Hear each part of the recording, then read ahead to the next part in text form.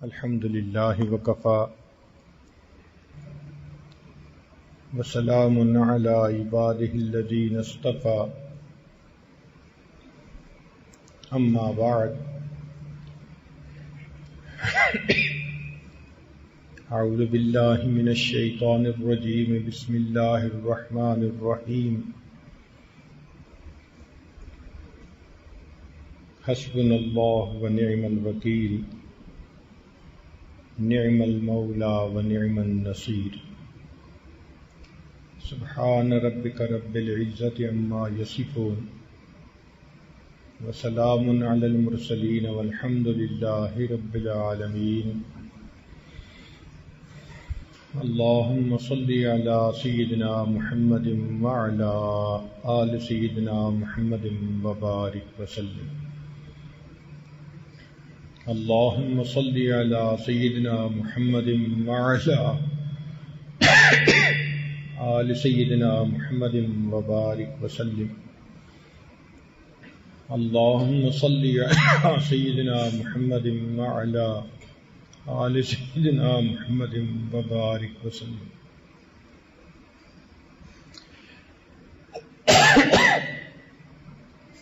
انسان اگر اپنے ارد گرد پھیلی ہوئی اس کائنات پر غور کرے تو یہ جلوہ گاہ یار نظر آتی ہے. قدم قدم پر اللہ رب العزت کی قدرت کی نشانیاں نظر آتی ہیں. یہ قدرتی مناظر اللہ رب العزت کی صفات کے آئینہ دار ہیں. آسمان کی وسعتوں کو دیکھو تو اللہ کی عظمت اور کبریائی سامنے آتی ہے. انسان کا ذہن اتنا محدود ہے کہ اگر وہ سوچنا چاہے کہ آسمان کی انتہا کہاں ہے تو دماغ میں نہیں آتا. کوئی بھی بندہ سوچے کہ اس کائنات کی وسعت کہاں تک ہے تو دماغ میں سوچ سوچ کے کہ وہاں تک ہوگی تو دماغ سوچتا ہے اس سے آگے بھی کائنات ہوگی. تو جس انسان کا دماغ اتنا چھوٹا کہ کائنات کی وسعت کو دماغ میں نہیں لے سکتا وہ اللہ کی ذات کو کیا سمجھ پائے گا. ہم اگر سمندر کے تلاطم کو دیکھیں، سمندر کے اندر جو موجیں ایک دوسرے کے اوپر گر رہی ہوتی ہیں تو اس کو دیکھ کر اللہ رب العزت کی رحمت کے بے پایاں سمندر کا اندازہ ہوتا ہے.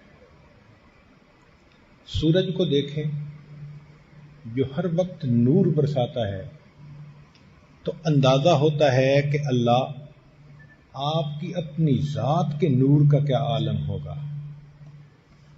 پھول کو دیکھو تو اللہ رب العزت کا جمال نظر آتا ہے. شیر کو دیکھو اللہ رب العزت کا جلال نظر آتا ہے. حالانکہ ایک جانور ہے شیر مگر اتنی اس میں ہیبت ہے، اتنا خوف ہے کہ بندہ قریب سے جاتا ہے تو رونگٹے کھڑے ہوتے ہیں. اللہ جس مخلوق کو آپ نے پیدا کیا اس کا جلال اتنا ہے تو اگر آپ کسی بات پر خفا ہوتے ہوں گے آپ کے جلال کا کیا عالم ہوگا. جانوروں کو دیکھیں تو اللہ رب العزت کی فرما برداری کرنے کی سمجھ آ جاتی ہے کہ جس جانور کو اللہ نے جس حیت پر پیدا کیا پوری زندگی اسی پر گزار دیتا ہے. تو ارد گرد دیکھیں تو اللہ رب العزت کی قدرت کی نشانیاں نظر آتی ہیں. سچی بات تو یہ ہے کہ اللہ رب العزت بہت بڑے ہیں.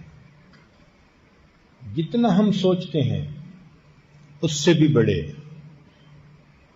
اور سوچیں اس سے بھی بڑے، اس سے بھی زیادہ سوچیں اس سے بھی زیادہ بڑے. اس کو کہتے ہیں اللہ اکبر. اللہ سب سے بڑے ہیں۔ آپ سوچیں کہ اذان میں 4 مرتبہ شروع میں کہا جاتا ہے اللہ اکبر اللہ اکبر اللہ اکبر اللہ اکبر۔ یہ 4 مرتبہ کہنے کی حکمت کیا ہے؟ کہ مخلوق 4 طرح سے عناصر آگ، پانی، ہوا اور مٹی، اسی سے مخلوق بنی۔ تو کچھ مخلوق آگ سے بنی جیسے جن، کچھ ہوا کی مخلوق، کچھ مٹی سے مخلوق، کچھ پانی کی مخلوق۔ تو جب مؤذن اللہ اکبر کہہ رہا ہوتا ہے تو وہ پیغام دیتا ہے کہ آؤ اس پروردگار کی طرف جو آگ اور اس کی مخلوق کی طاقت سے بھی زیادہ طاقت والا ہے، جو مٹی اور اس سے پیدا ہونے والی مخلوق کی طاقتوں سے بھی بڑا طاقت والا ہے، جو پانی اور اس کی مخلوق کی طاقت سے زیادہ بڑی طاقت والا ہے، جو ہوا اور اس کی مخلوق کی طاقتوں سے بھی زیادہ بڑی طاقت۔ کبھی آپ نے پانی کی طاقت دیکھی؟ اللہ اکبر۔ سمندر میں اگر کبھی طوفان آ جائے، بڑے بڑے جہاز الٹے ہو جاتے ہیں۔ ایک چھوٹا سا طوفان آیا تھا، ہماری زبان میں اس کو سونامی کہا گیا، لیکن شہروں کے شہر ختم، بلڈنگز ختم، انسانوں کا نام و نشان مٹ گیا۔ یہ چھوٹا سا طوفان تھا۔ پانی کی اتنی طاقت ہے، آگ اتنی طاقت والی ہوتی ہے کہ جب یہ بڑھتی ہے تو بجھائی نہیں جا سکتی۔ چنانچہ رشیا میں ایک جگہ سفر کرتے ہوئے ہم نے آگ کا ایک شعلہ دیکھا جو پتہ نہیں کتنے فرلانگ اونچا تھا۔ تو میں نے اپنے ساتھی سے پوچھا کہ یہ کیا ہے؟ اس نے کہا جی کہ تیل کا کنواں کھود رہے تھے، ڈگنگ کر رہے تھے، فنی خرابی کی وجہ سے اس میں سے جب تیل نکلنے کا وقت آیا تو آگ لگ گئی۔ اب وہ تیل اتنے پریشر سے نکل رہا ہے کہ آگ لگی ہوئی ہے۔ پوری دنیا کی کمپنیوں نے کوشش کر لی آگ کو بجھانے کی، سالوں گزر گئے، آج تک آگ نہیں بجھا سکے۔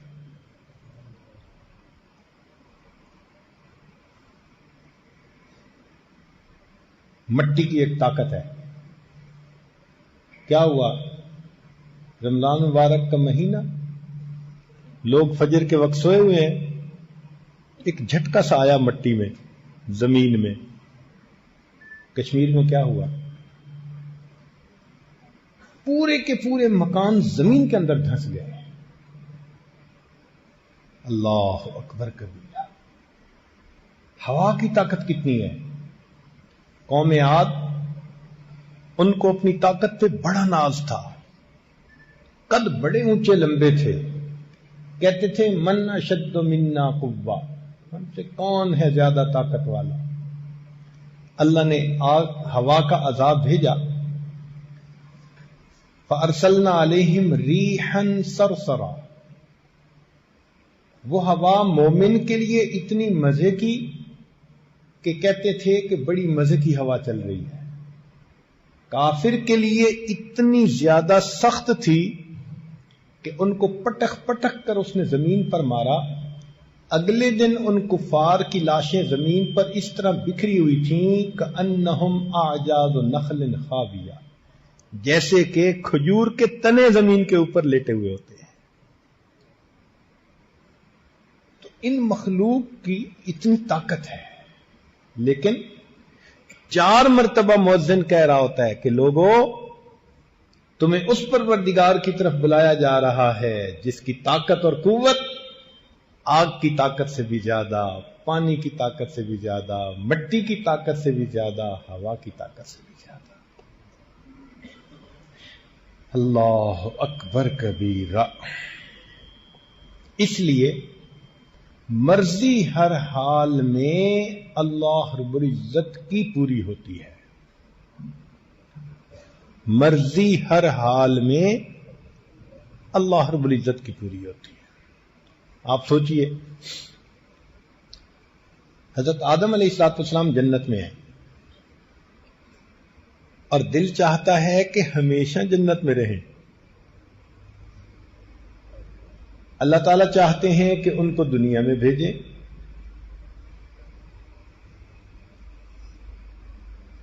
شیطان نے آ کر مشورہ دیا کہ یہ دانا کھا لے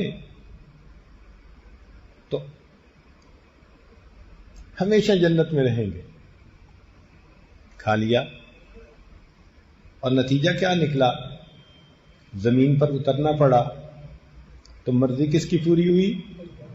اللہ رب العزت کی.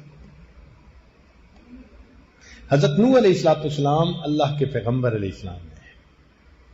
طوفان آ چکا، کشتی میں سوار ہیں، سگا بیٹا سامنے کھڑا ہے. فرماتے ہیں یا بنی یرکم معنا، اے بیٹے ہمارے ساتھ کشتی میں سوار ہو جاؤ. بیٹا نہیں سنتا، نہیں بات مانتا. آج کل بھی تو ایسا ہوتا ہے، باپ دین کی کشتی میں سوار ہے اور بیٹا فسق و فجور کے طوفان میں ہے تو باپ کہتا ہے یا بنی یرکم معنا، بیٹے نیک بن جاؤ، او یہ ہمارے ساتھ کشتی میں سوار. نہیں سنتا. حضرت نوح علیہ السلام کی اتنی چاہت ہے لیکن بیٹا بالآخر فحال بینہم الموج فکان من المغرقین، والد کی آنکھوں کے سامنے غرق ہو گیا. تو مرضی کس کی پوری ہوئی؟ اللہ رب العزت کی. ایک موقع پر نبی علیہ السلام نے دل میں ارادہ فرما لیا کہ میں شہد استعمال نہیں کروں گا کہ اس میں ایک خاص قسم کی مہک آتی ہے. جب ارادہ فرما لیا تو رب کریم کی طرف سے محبوبانہ خطاب آ گیا، یا ایھا النبی لم تحرم ما احل اللہ لک تبتغی مرضات ازواجک واللہ غفور رحیم. اس کے بعد نبی علیہ السلام نے دوبارہ شہد کا استعمال شروع فرما دیا تو مرضی کس کی پوری ہوئی؟ تو یہ بات دل میں بٹھا لیجئے کہ اللہ رب العزت سب سے بڑے ہیں اور مرضی ہر حال میں اسی اللہ کی پوری ہوتی ہے. اس لیے اللہ کے سامنے کسی کی بڑائی نہیں چل سکتی. آپ غور کریں کہ دو بندے ایسے ہیں جن کو جنت کی خوشبو نہیں مل سکتی، جو جنت میں قدم نہیں رکھ سکتے. کون؟ ایک مشرک. فیصلہ کر دیا ان اللہ لا یغفر ان یشرک بہ ویغفر ما دون ذلک لمن یشاء. اللہ تعالیٰ مشرک کو معاف نہیں کریں گے، اس کے سوا کوئی گناہ لے کر آئے گا چاہیں گے اللہ معاف کر دیں گے. اور ایک فرمایا حدیث پاک میں کہ لا يدخل الجنہ من کان فی قلبہ مثقال ذرۃ من کبر، جس کے دل میں ذرہ کے برابر بھی تکبر ہوگا وہ جنت میں نہیں داخل ہو سکے گا. نہ متکبر اور نہ متکبر کہتے ہیں جو اپنے کو بڑا سمجھے، اور مشرک کہتے ہیں جو مخلوق میں سے کسی کو بڑا سمجھے. بڑا سمجھتا ہے تو سجدے کرتا ہے نا.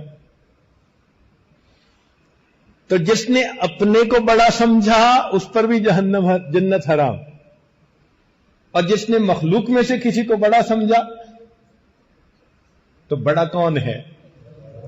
اس لیے جب ہم اللہ اکبر کہتے ہیں تو معنی ہوتا ہے کہ نہ میں بڑا نہ کوئی اور بڑا. بڑا کون ہے؟ اللہ رب العزت ہی بڑے. دن میں 5 مرتبہ مسجد بلایا تاکہ تم دنیا کے کاموں میں لگے ہوئے ہو، شاید سبق تم بھول جاؤ، تمہیں یاد دہانی رہنی چاہیے. اللہ اکبر کے الفاظ سے آؤ اس ذات کی طرف جو سب سے بڑی ذات ہے. تاکہ تمہیں تمہارا مقصد یاد رہے. اسی لیے اس اللہ اکبر کے الفاظ کو سن کر شیطان بھاگتا ہے. مؤذن اللہ اکبر کہتا ہے، حدیث پاک میں آتا ہے، اس کو سنتے ہی شیطان دور بھاگتا ہے. دو کلام ہیں جن سے بھاگتا ہے، ایک اللہ اکبر اور ایک جب لا حول ولا قوت الا باللہ پڑھا جاتا ہے پھر بھی شیطان بھاگتا ہے، ری خارج ہوتی ہے اس کی. اللہ کی عظمتیں اس کے سامنے. جبریل علیہ السلام اتنے بڑے ہیں، پر پھیلائیں تو ایک پر سے مشرق کو ڈھانپ دیں اور دوسرے پر سے مغرب کو ڈھانپ دیں. زمین پر کھڑے ہوں تو ان کا سر آسمان کی بلندیوں کو چھوئے. طاقت اتنی ہے، زمین کے ٹکڑے کو پر سے اکھاڑا اور آسمان کی بلندیوں پر لے جا کر نیچے دے مارا. حضرت لوط علیہ السلام کی قوم. تیزی اتنی ہے کہ بارش کا ایک قطرہ زمین سے ایک بالشت کے فاصلے پر ہو تو اس سے پہلے کہ وہ قطرہ زمین پر پہنچے وہ آسمان سے زمین پر آ کر پھر واپس جا سکتے ہیں. اور ان کے بارے میں نبی علیہ السلام نے فرمایا کہ بسا اوقات اس پر اللہ کے جلال کا اتنا غلبہ ہوتا ہے کہ جبرائیل کا قد ایک چڑیا کے برابر بن جاتا ہے. اللہ کی عظمت ایسی ہوتی ہے، ان کے کانپتے ہیں اللہ کی عظمت سے. ہمیں اپنے دلوں میں اس اللہ کی عظمت کو بٹھانا چاہیے تاکہ گناہوں کا چھوڑنا آسان ہو جائے.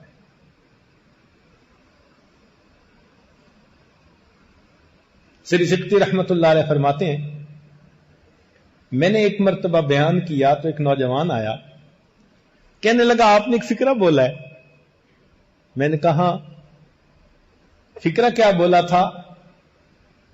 عجبا لضعیف یعصی قویا.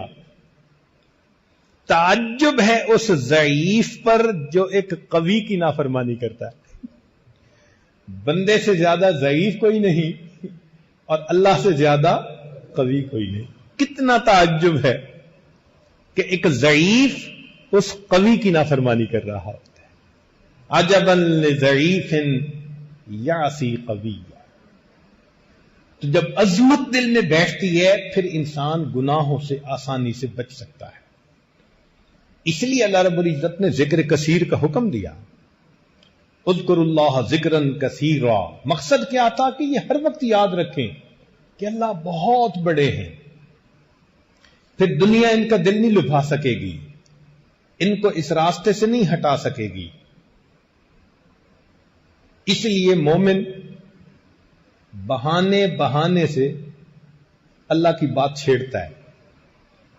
ماں کو دیکھو کہیں بیٹھی ہو بیٹے کا تذکرہ چھیڑ دیتی ہے، میرا بیٹا دودھ کو دودھ کہتا ہے. محبت ہے نا. بیوی کو خاوند سے محبت، 5 منٹ میں اپنے خاوند کی ساری باتیں دوسری عورت کو بتا دیتی ہے. اسی طرح مومن کو اپنے رب سے محبت ہوتی ہے تو مومن کا بھی یہی حال. جہاں بیٹھتا ہے، جہاں جاتے ہیں ہم تیرا فسانہ چھیڑ دیتے ہیں. اللہ کا تذکرہ، اللہ کی باتیں، اللہ کی عظمت، اللہ کی نعمتوں کے تذکرے مومن کا شیوا ہوتا ہے. آج اللہ رب العزت کے ساتھ محبت کا اظہار کریں گے تو قیامت کے دن پھر اس کا انعام پائیں گے. یہ جو ایمان ہے نا، یہ رجسٹریشن ہے بندے کی کہ اللہ کی بندگی میں داخل ہو گئے، رجسٹرڈ بندے بن گئے اللہ کے. ایک سکول تھا، لائن لگی ہوئی تھی، تو طلباء لائن میں جا رہے تھے. ایک کھڑکی کے سامنے تو ہر طالب علم کو جانے پر مٹھائی کا ڈبہ دیا جاتا تھا. ایک دیہاتی نوجوان نے دیکھا لڑکے نے، وہ کھڑکی کے سامنے جانے پر مٹھائی کا ڈبہ ملتا ہے، وہ بھی لائن میں لگ گیا. چنانچہ آگے بڑھتے بڑھتے اس دیہاتی کی بھی باری آ گئی. جب یہ کھڑکی کے سامنے پہنچا تو مٹھائی کا ڈبہ دینے والے نے کہا کہ اپنا آئی ڈی کارڈ دکھاؤ. یہ کہنے لگا وہ کیا ہوتا ہے؟ اس نے کہا جو اسٹوڈنٹ یہاں رجسٹرڈ ہیں ان کا ایک آئی ڈی کارڈ بنا ہوا ہے, ان کو انعام مل رہا ہے, تم اگر رجسٹر نہیں تو جاؤ یہاں سے. جیسے اس دیہاتی لڑکے کو افسوس ہوا, اسی طرح آج جس نے اپنے ایمان کو رجسٹرڈ کروا لیا کل قیامت کے دن اللہ کے سامنے جائے گا, انعام کا ڈبہ پائے گا. اور کوئی ویسے ہی لائن میں لگ کے چلا گیا تو اس کو کہیں گے پروو یور آئیڈینٹی. کون ہو بھائی, کہاں سے آ گئے, دنیا میں کہاں تھے؟ اسی لیے جیسے بچے کا تعلق ماں سے ہوتا ہے نا, ہر چیز میں اپنی ماں کی طرف دیکھتا ہے, مومن کا تعلق اسی طرح اپنے پروردگار کے ساتھ ہوتا ہے. ہر معاملے میں اللہ پہ نظر, ہر معاملے میں اللہ پہ نظر. ایک بزرگ کہیں تشریف لائے ہوئے تھے تو صاحب خانہ نے اپنے چھوٹے بچے کو اٹھایا ہوا تھا, وہ لے آیا. ان کے پاس کوئی میٹھی چیز تھی, انہوں نے بچے کو دی, بچے نے لینے سے انکار کر دیا. دوبارہ کہا لے لو, بچے نے انکار کر دیا. اب یہ بڑی عجیب چیز ہے, حالانکہ بچے کے اندر ٹیمپٹیشن ہوتی ہے میٹھی چیز کھانے کی, سویٹس کھانے کی. اس کی عمر میں گروتھ کا تقاضا یہ ہے کہ وہ میٹھا کھائے, اس لیے بچے میٹھے کے پیچھے پاگل ہوتے ہیں. لیکن جب اس بچے کو مٹھائی پیش کی تو اس نے باپ کی طرف دیکھا اور مٹھائی لینے سے انکار کر دیا. جب 2 مرتبہ ان بزرگوں نے کہا تو پھر اس بچے کے والد نے بچے کو کہا کہ بیٹے لے لو, یہ ہمارے حضرت جی ہیں. تو جب انہوں نے کہا تو بچے نے اس وقت وہ مٹھائی لے لی, تو ان بزرگوں کی آنکھوں میں آنسو آ گئے. تو وہ صاحب خانہ جو تھا وہ معذرت کرنے لگا, جی بچے نے بدتمیزی کر دی اور آپ سے مٹھائی نہیں لی, آپ اس کو محسوس نہ فرمائیں. وہ کہنے لگے نہیں, اس لیے آنکھ سے آنسو نہیں آئے, بلکہ مجھے یہ خیال آیا کہ اس کے اندر میٹھا کھانے کی چاہت بھی ہے. پھر بھی جب میں نے اس کو 1-2 دفعہ مٹھائی پیش کی, اس نے اپنے ابا کو دیکھا, کاش میرا بھی ایمان ایسا ہوتا کہ میں بھی ہر معاملے میں اپنے ربا کو دیکھ لیتا. ہم بھی تو باہر نکلتے ہیں, نیلی پیلی مٹھائیاں ہوتی ہیں نا, تو وہ مٹھائی کی طرف للچا کے دیکھنے کی بجائے ہم بھی تو ربا کو دیکھیں نا, کہ رب چاہتے ہیں تو دیکھوں گا, نہیں چاہتے تو آنکھ اٹھا کے بھی نہیں دیکھوں گا. تو یہ اللہ رب العزت کی عظمت مومن کو دل میں بٹھانی پڑتی ہے. اب یہاں ذہن میں یہ بات رکھیے کہ اللہ رب العزت نے جس طرح اس کائنات کو پیدا کیا تو اس کائنات میں جو حالات عدلتے بدلتے ہیں وہ بھی اللہ کی منشا سے ہوتے ہیں. اللہ تعالی مغیر الاحوال ہے, دن عدلتے بدلتے ہیں. وَتِلْكَ الْأَيَّامُ نُدَاوِلُهَا بَيْنَ النَّاسِ, ہم انسانوں کے درمیان یہ دل عدلتے بدلتے رہتے ہیں, نہ کسی پر ہمیشہ خوشی, نہ کسی پر ہمیشہ غم, نہ ہمیشہ صحت, نہ ہمیشہ بیماری. حالات عدلتے بدلتے ہیں, اور اس لیے بدلتے ہیں کہ اللہ تعالیٰ اپنے بندے کو مختلف حالات میں آزماتے ہیں.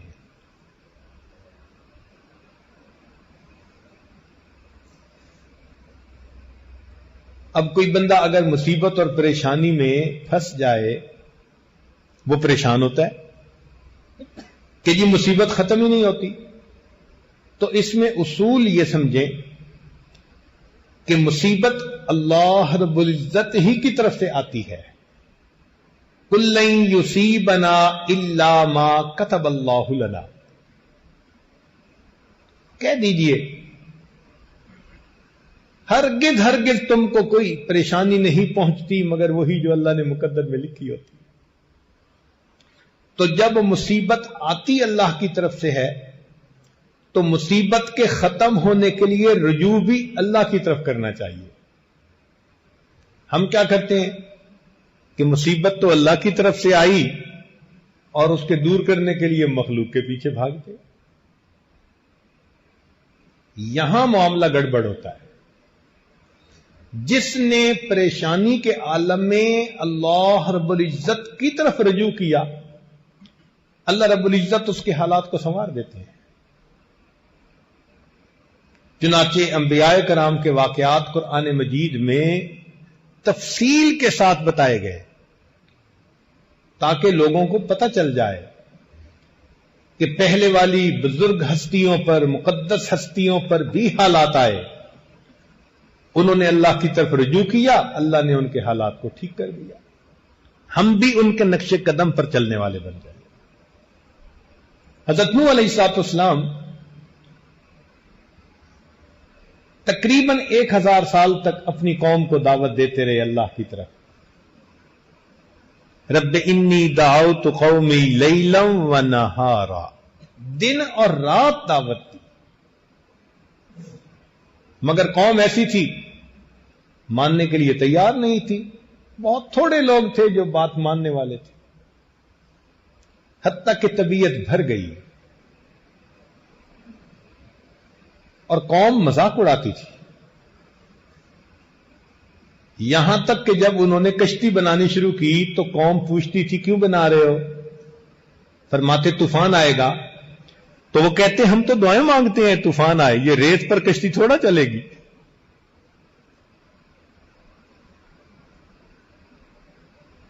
تو حضرت نوح علیہ السلام فرماتے ان تسخروا منا فانا نسخر منکم کما تسخرون، جیسے تم مذاق اڑاتے ہو ایک وقت آئے گا ہم تمہارا مذاق اڑائیں.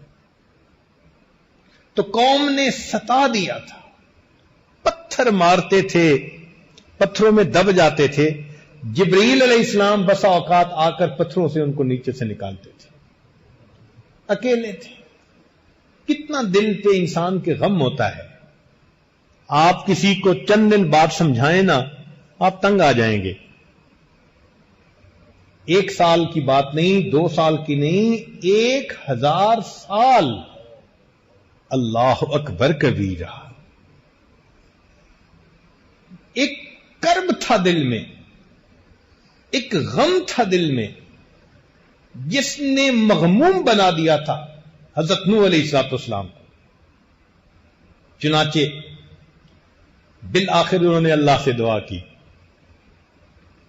اللہ تعالیٰ ارشاد فرماتے ہیں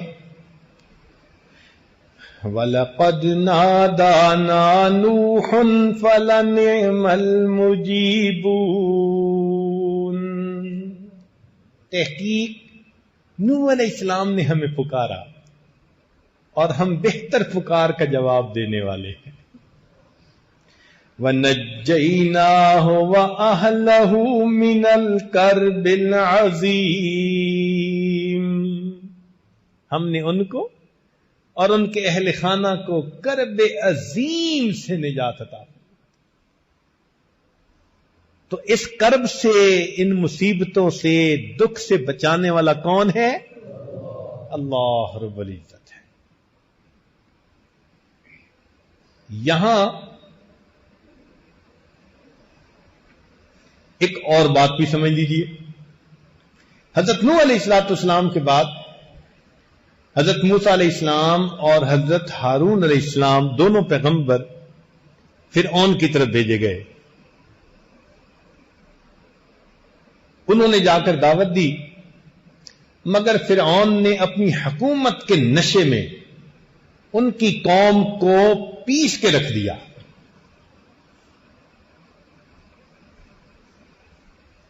یذبحون ابناءکم ویستحیون نساءکم.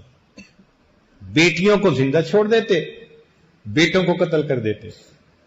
آپ ذرا سوچیں کتنا جابر بادشاہ ہوگا. آج کسی کے بچے کو کوئی ناحق قتل تو کروا کے دیکھے، اگلے دن اس کو اپنی حکومت چھوڑنی پڑ جائے گی. ایک بچے کے اوپر ایسا پاسبل ہے، اور وہاں سینکڑوں نہیں ہزاروں بچے قتل کروائے، اف نہیں کوئی کر سکتا تھا۔ اس قوم کے اوپر فرعون کا کتنا ہولڈ ہوگا، کتنا جابر بادشاہ ہوگا۔ اس عاجز کو مصر میں فرعون کی لاش دیکھنے کا موقع ملا، یہی اندازاً 6 فٹ کے قریب اس کا قد تھا۔ تاریخ دیکھی، وہ 20 سال کی عمر میں ملک کا بادشاہ بن گیا تھا، اور تقریباً 65 سال ملک کا بادشاہ رہا۔ یہ جو ابتدائے جوانی میں اتنا اختیار مل گیا، اتنا مال مل گیا، اس نے دماغ خراب کر کے رکھ دیا۔ کہا کرتا تھا انا ربکم الاعلی۔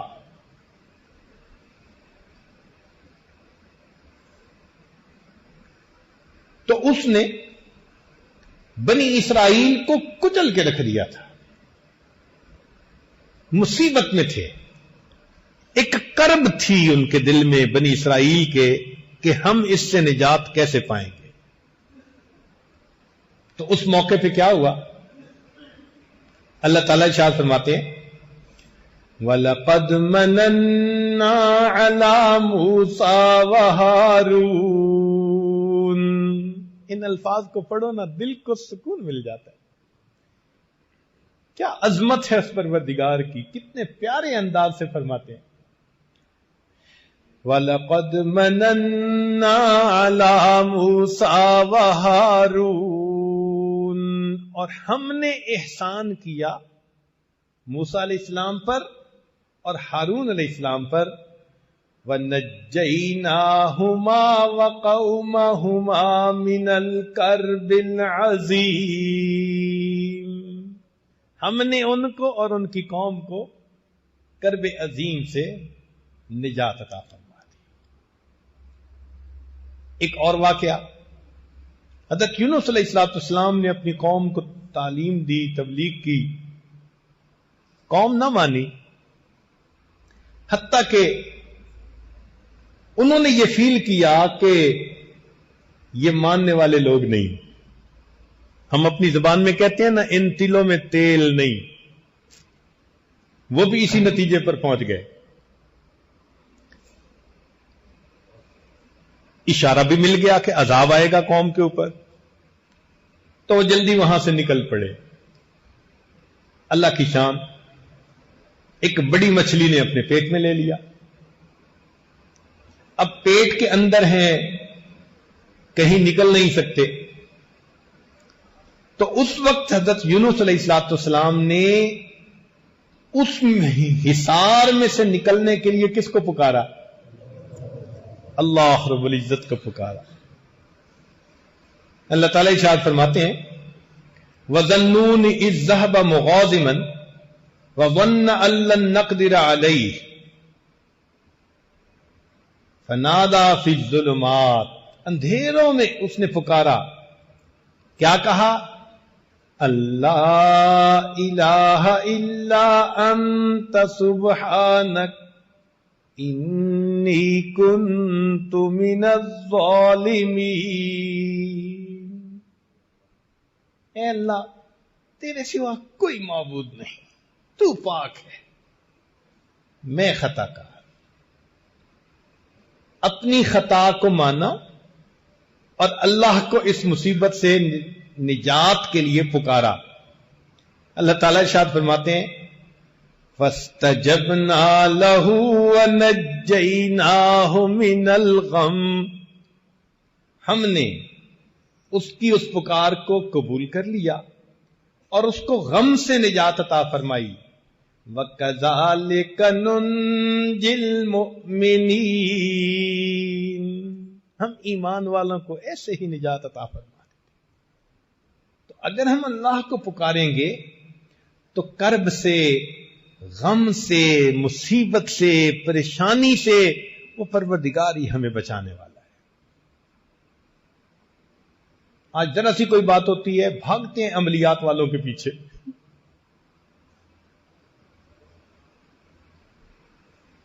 کیا فائدہ ایمان خراب کرنے کا؟ جاؤ تو کسی صاحب شریعت بندے کے پاس جاؤ، کم از کم شریعت پہ عمل تو ہو۔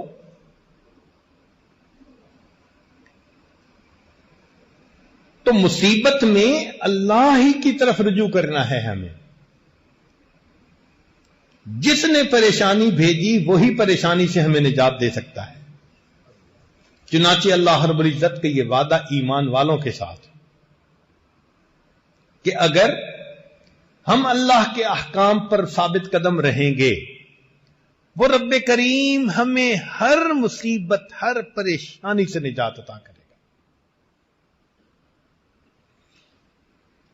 چنانچہ ایک اور واقعہ، سیدنا ابراہیم علیہ السلام اپنی قوم میں اکیلے ہیں۔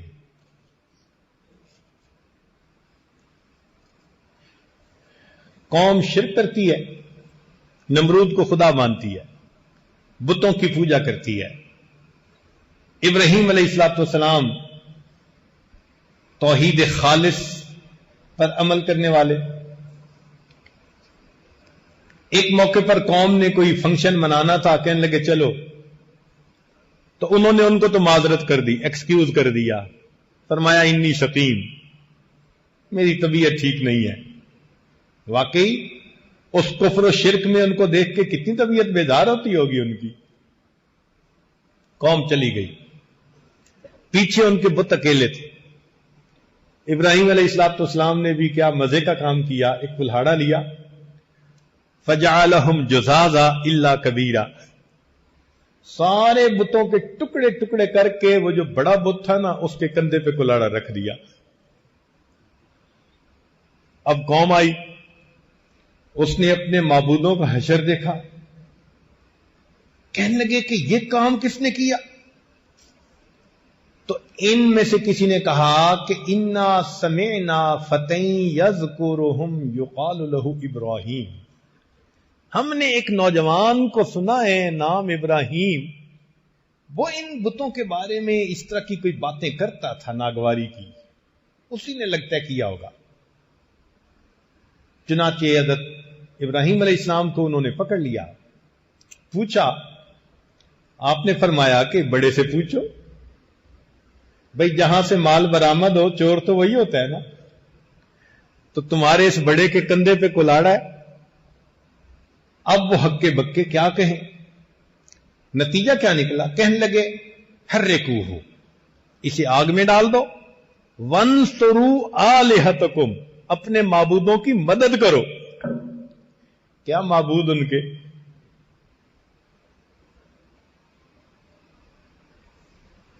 پتھر کے بنے ہوئے ہیں، پتلے خدا، موٹے خدا، چھوٹے خدا ہیں، سب کے سب جھوٹے خدا۔ اب اس وقت ابراہیم علیہ السلام کا ساتھ دینے والا کوئی نہیں تھا۔ مفسرین نے لکھا ہے کہ نمرود نے آگ میں ڈالنے کی تیاریاں کی۔ اس زمانے کی عورتیں منت مانتی تھیں، میرا بیٹا ہوا تو ابراہیم کی چتا کے لیے اتنے من لکڑیاں ڈالوں گی۔ لکڑیاں اکٹھی کی گئیں، پہاڑ نظر آتا تھا، آگ لگائی گئی، اتنی آگ تھی کہ کوئی قریب جا نہیں سکتا تھا، جھولے پہ بٹھا کے ڈالا گیا۔ ابراہیم علیہ السلام کو آگ نظر آ رہی ہے، لیکن اللہ کے ساتھ ایمان پختہ تھا۔ سنیے امام قرطبی رحمت اللہ علیہ اس آیت کی تفسیر میں کیا فرماتے ہیں؟ فرماتے ہیں کہ قالوا حرکوا، قوم کے لوگوں نے کہا کہ ان کو جلاؤ۔ لما انقطعوا بالحجت، جب ان کی حجت منقطع ہو گئی، اخذتهم عزت باسم وانصرفوا الى طریق الغشم، تو حمیت الجاہلیہ، وہ ظلم کے طریقے پر چل نکلے۔ وقالوا حرکوا، بات تو کر نہیں سکتے تھے، طاقت کے نشے میں، حکومت کے نشے میں، کہنے لگے اس کو جلا دو۔ رویہ، یہ روایت ہے، ان قائل هذه المقالۃ هو رجل من الاکراد، فرماتے ہیں کہ یہ بات جو کہنے والا تھا نا کہ ان کو جلاؤ، یہ کرد لوگوں میں سے ایک تھا۔ عراق میں جیسے کرد تھے، ابراہیم علیہ السلام اسی علاقے میں تھے۔ من اعراب فارس، ای من بادیتها، دیہاتی بندہ تھا۔ قال ابن عمر و مجاہد و ابن جریج و یقال اسمہ حیزر، اس کا نام مفسرین نے اس بندے کا حیزر لکھا ہے، جس نے یہ بات کہی تھی۔ فخسف اللہ بہ الارض، اللہ نے اس بندے کو زمین کے اندر دھسا دیا۔ فہو یتجلجل فیہا الی یوم القیامہ، فرماتے ہیں کہ وہ قیامت تک زمین کے اندر دھنسا ہوا چیختا رہے گا۔ وکیل، اور یہ بھی کہا گیا بل قالہ ملکہم نمرود وانصروا آلہتکم، ان کا جو بادشاہ نمرود تھا اس نے کہا کہ اپنے معبودوں کی مدد کرو۔ بتحریک ابراہیم لأنہ یسبها ویعیبها، اس لیے کہ ابراہیم علیہ السلام نے ان کے بارے میں ناپسندیدہ الفاظ کہے تھے اور ان میں عیب نکالا تھا کہ پوچھو ان سے، اور وہ تو بتا نہیں سکتے تھے۔ وجاء بالخبر، اور خبر میں یہ بات آئی ہے، ان نمرود بنا سرحن طولہ 80 ذراع، اس نے ایک تالاب بنوایا، گڑا، 80 ہاتھ اس کی لمبائی تھی، وعرضہ 40 ذراع، 40 ہاتھ اس کی چوڑائی تھی۔ قال ابن اسحاق وجمع الحطب شہرا، ایک مہینہ وہ اس میں لکڑیوں کو جمع کرتے رہے۔ ثم اوقدوہ، پھر انہوں نے آگ کو جلایا۔ واشتعلت واشتدت، آگ جل پڑی اور سخت شدت اختیار، بھڑک گئی۔ حتی ان کان الطائر لیمر بجنباتها فیحترق من شدت وہجہا، حتیٰ کہ اگر کوئی پرندہ اس آگ کے اوپر سے گزرنے لگتا تھا تو شدت کی وجہ سے جل کے نیچے گر جاتا تھا، پرندہ بھی اوپر سے نہیں گزر سکتا تھا۔ ثم قیدوا ابراہیم ووضعوہ فی المنجنیق مغلولا، پھر انہوں نے ابراہیم علیہ السلام کو قید کیا، پکڑا، اور ان کو منجنیق میں انہوں نے بٹھایا اور ان کے ہاتھ باندھے ہوئے تھے، ہتھکڑیاں لگی ہوئی تھی، یوں سمجھ لیں۔ ویقال، اور یہ بھی کہا گیا، ان ابلیس صنع لهم المنجنیق یومئذ، کہ ابلیس ایک بندے کی شکل میں آیا تھا اور اس نے آ کے ان کو جھولا بنانے کا گر سکھایا تھا۔ آرکیٹیکٹ وہ تھا کہ یوں کر کے جھولا بناؤ۔ فدجت السماوات والارض ومن فیہن من الملائکۃ وجمیع الخلق،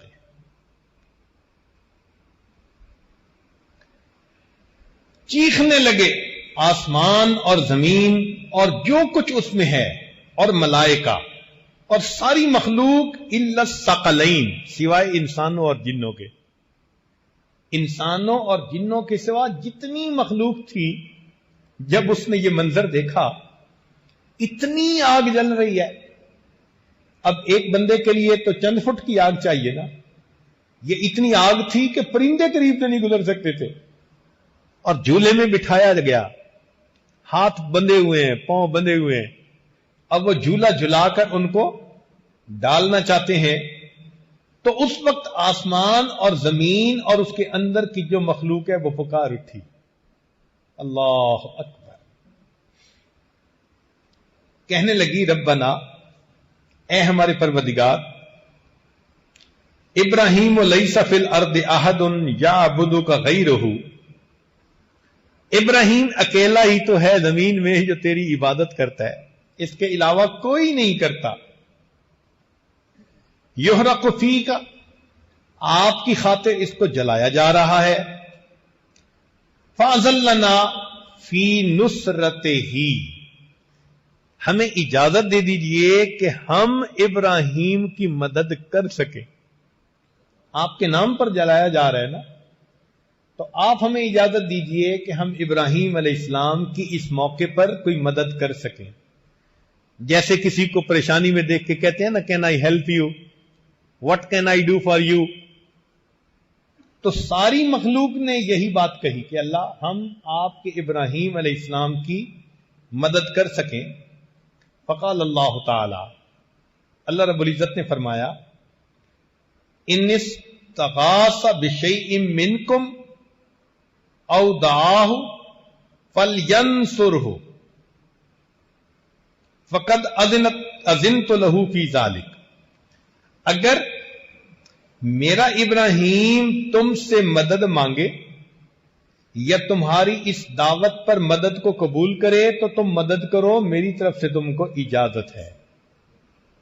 وَإِن لَّمْ يَدْعُ غَيْرِي، اور اگر وہ میرے کسی غیر کو نہیں پکارتا، فَأَنَا أَعْلَمُ بِهِ وَأَنَا وَلِيُّهُ،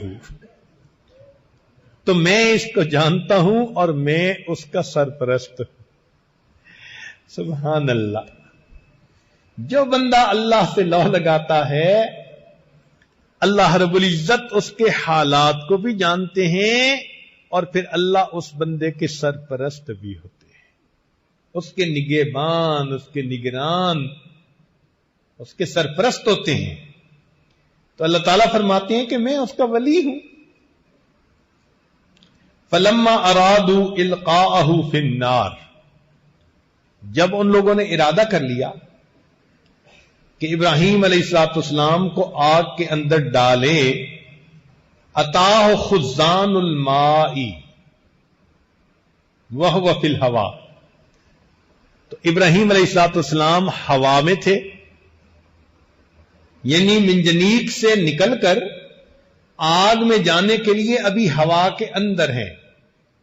تو پانی کا فرشتہ آتا ہے جو خازن ہے پانی کا، اور وہ آ کے کہتا ہے، فقالو، ان فرشتوں نے کہا، یا ابراہیم ان اردت اخمدنا النار بالماء، اگر آپ چاہیں تو ہم اس آگ کو پانی سے بجھا دیتے ہیں، ابھی بارش برسا دیں گے تو یہ آگ ختم ہو جائے گی.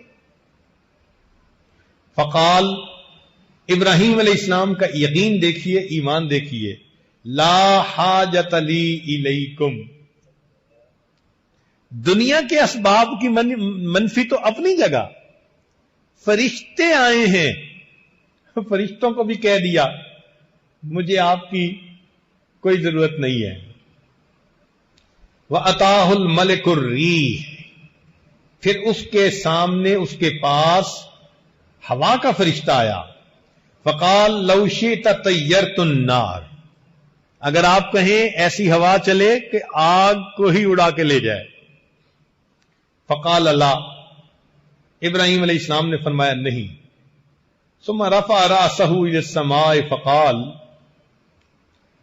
پھر اللہ رب العزت کی، پھر انہوں نے آسمان کی طرف سر اٹھایا اور یہ کہا، اللہم انت الواحد فی السماء، اے اللہ تو آسمان میں اکیلا ہے، وَأَنَا الْوَاحِدُ فِي الْأَرْضِ لَيْسَ أَحَدٌ غَيْرِي يَعْبُدُكَ غَيْرِي، میں زمین میں اکیلا ہوں، میرے سوا تیری عبادت کرنے والا کوئی نہیں.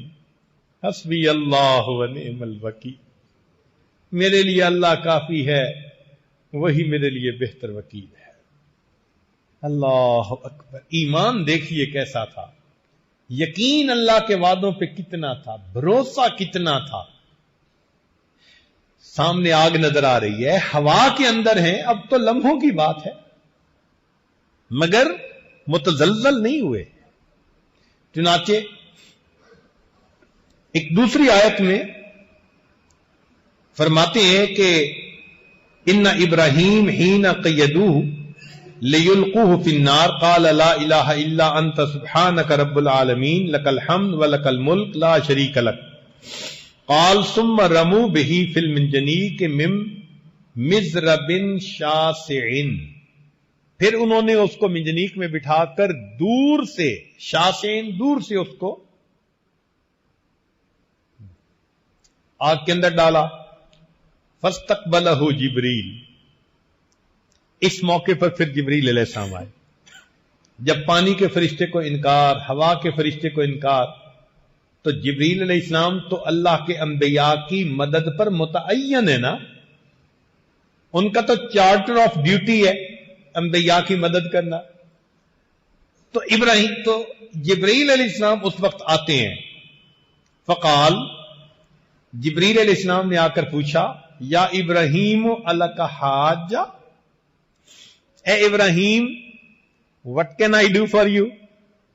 Do you need me? آپ کو میری ضرورت ہے.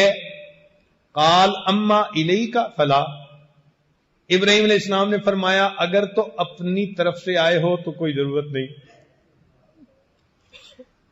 اگر اپنی طرف سے آئے ہو تو کوئی ضرورت نہیں. فقال جبریل علیہ السلام نے کہا، فَاسْأَلْ رَبَّكَ، اے ابراہیم خلیل اللہ پھر اپنے رب سے سوال کیجئے. تو جب انہوں نے یہ کہا ابراہیم علیہ السلام نے عجیب سوال دیا. فقال، فرمایا، حسبی من سؤالی علمہ بحالی،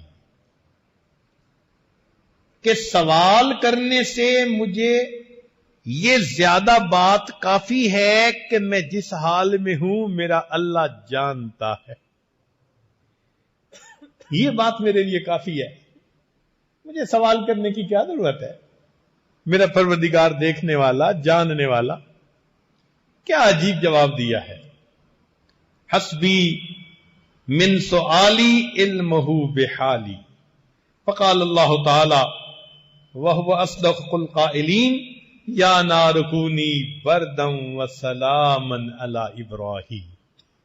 رب کریم نے براہ راست آگ کو حکم دیا، اے آگ میرے ابراہیم پر ٹھنڈی اور سلامتی والی ہو جا. قال بعض العلماء، بعض علماء نے یہ لکھا کہ فرمایا کہ جعل اللہ فیہا بردن یرفع حرہا، اللہ نے اس میں ٹھنڈ پیدا کر دی جس نے گرمی کو ختم کر دیا. وحرن یرفع بردہا، اور ایسی گرمی جس نے ٹھنڈک کو ختم کر دیا، یعنی ایئر کنڈیشنڈ. آپ آج کے زمانے میں اس کو یوں کہہ سکتے ہیں، نہ آگ محسوس ہوتی تھی نہ یخ ٹھنڈ محسوس ہوتی تھی، بہت ہی ایئر کنڈیشن قسم کا اس میں ماحول بنا دیا گیا. فصارت سلامن علی، چنانچہ ابراہیم علیہ السلام پر وہ سلامتی والی بن گئی. قال ابو العالیہ ولو لم یقل بردم و سلاما لکان بردھا اشد علیہ من حرھا، کہ اگر اللہ تعالیٰ بردم و سلامن ساتھ نہ کہتے نا تو اتنی ٹھنڈی ہو جاتی کہ ابراہیم علیہ السلام ٹھنڈ سے مر جاتے. تو بردن اکیلا نہیں کہا، وہ سلاما، اور سلامتی والی بھی کہا. لو لم یقل علی ابراہیم، اور اگر اللہ تعالیٰ علی ابراہیم نہ کہتے، لکان بردھا باقین علی الابد، اس جگہ کی ٹھنڈک قیامت تک اسی طرح موجود رہتی. تو فرمایا علی ابراہیم، یعنی ابراہیم جب تک تھے اس وقت تک ٹھنڈی. اللہ اکبر کبیرہ. وذکر بعض العلماء، بعض علماء نے یہ لکھا ہے کہ ان اللہ تعالی انزل زربیہ من الجنت فبسطها فی الجحیم. اللہ تعالیٰ نے جنت سے مخملی چادر، جیسے زرابی و مبسوطہ، تو وہ چادر یعنی پہنچائی اور اس کو اس آگ کے اندر بچھا دیا گیا ابراہیم علیہ السلام کے لیے.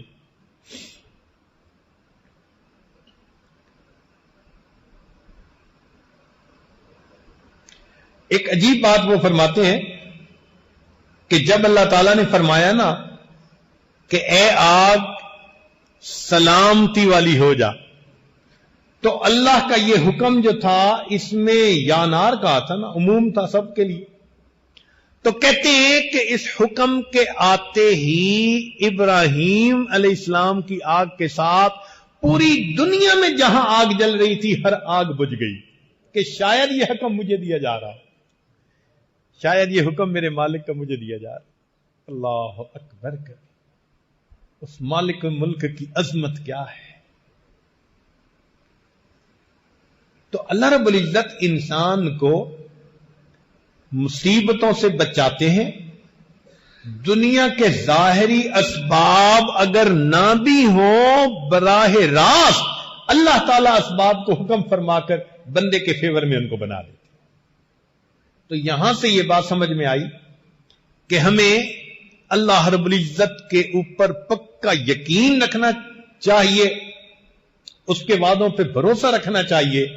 اس کے وعدے ہر حال میں سچ ثابت ہوتے.